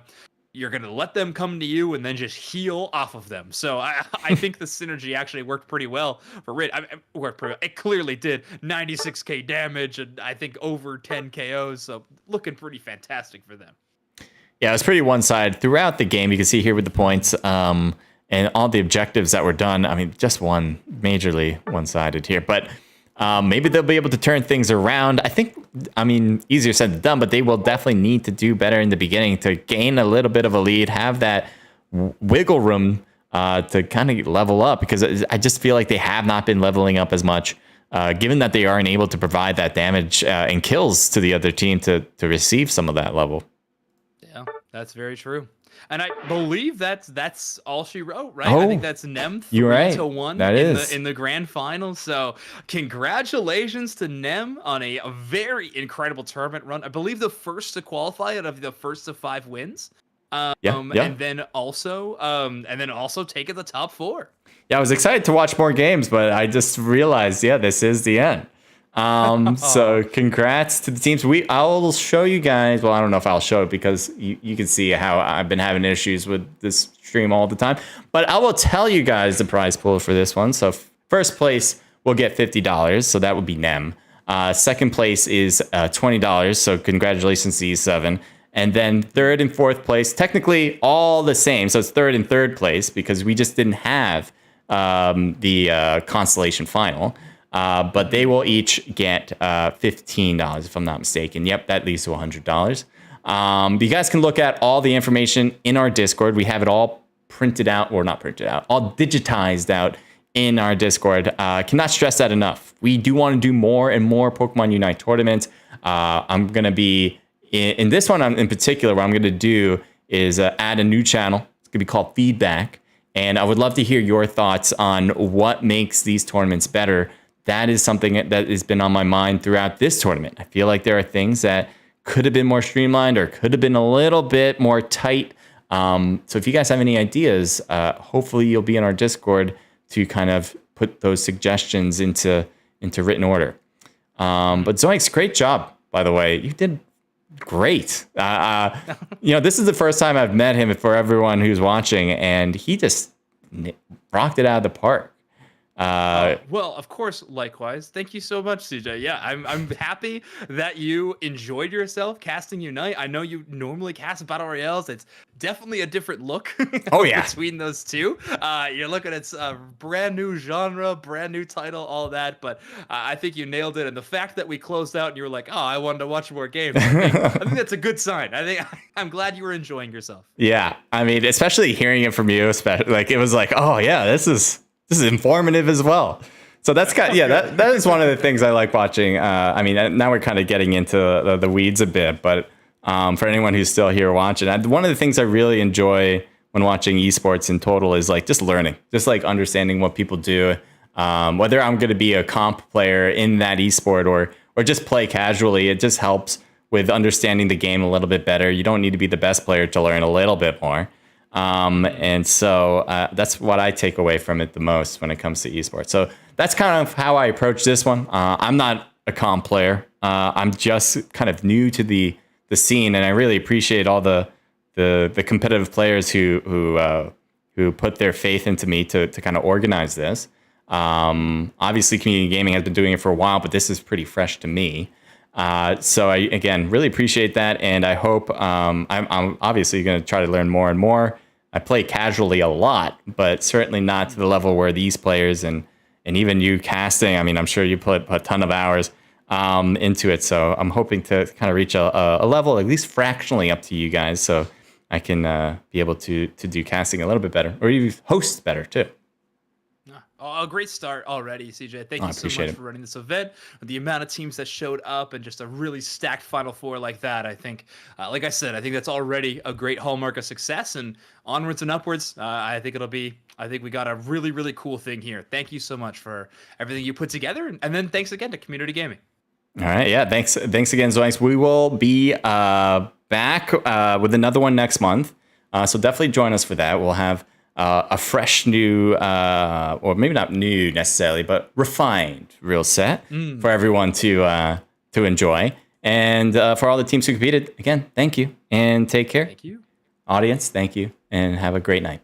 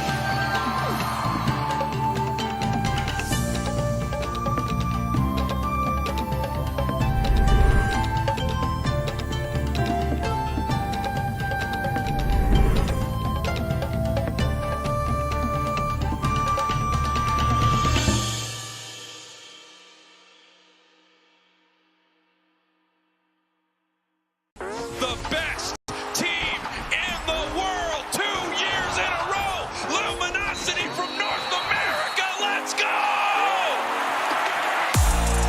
When did I know we were going to be world champs? The second they gave me Lapras. You can't break the wind. You can't smash a mountain. You can't bury the sea. And you can't stop LG. I think what enabled us to be so dominant is really the amount of time that we put in and really studying and trying to learn the most that we can with our limited time here at Worlds.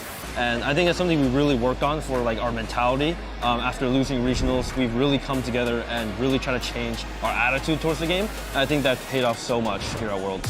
228-5 in an absolute dominant performance right here. That last game is just a culmination of everything that happened through the day.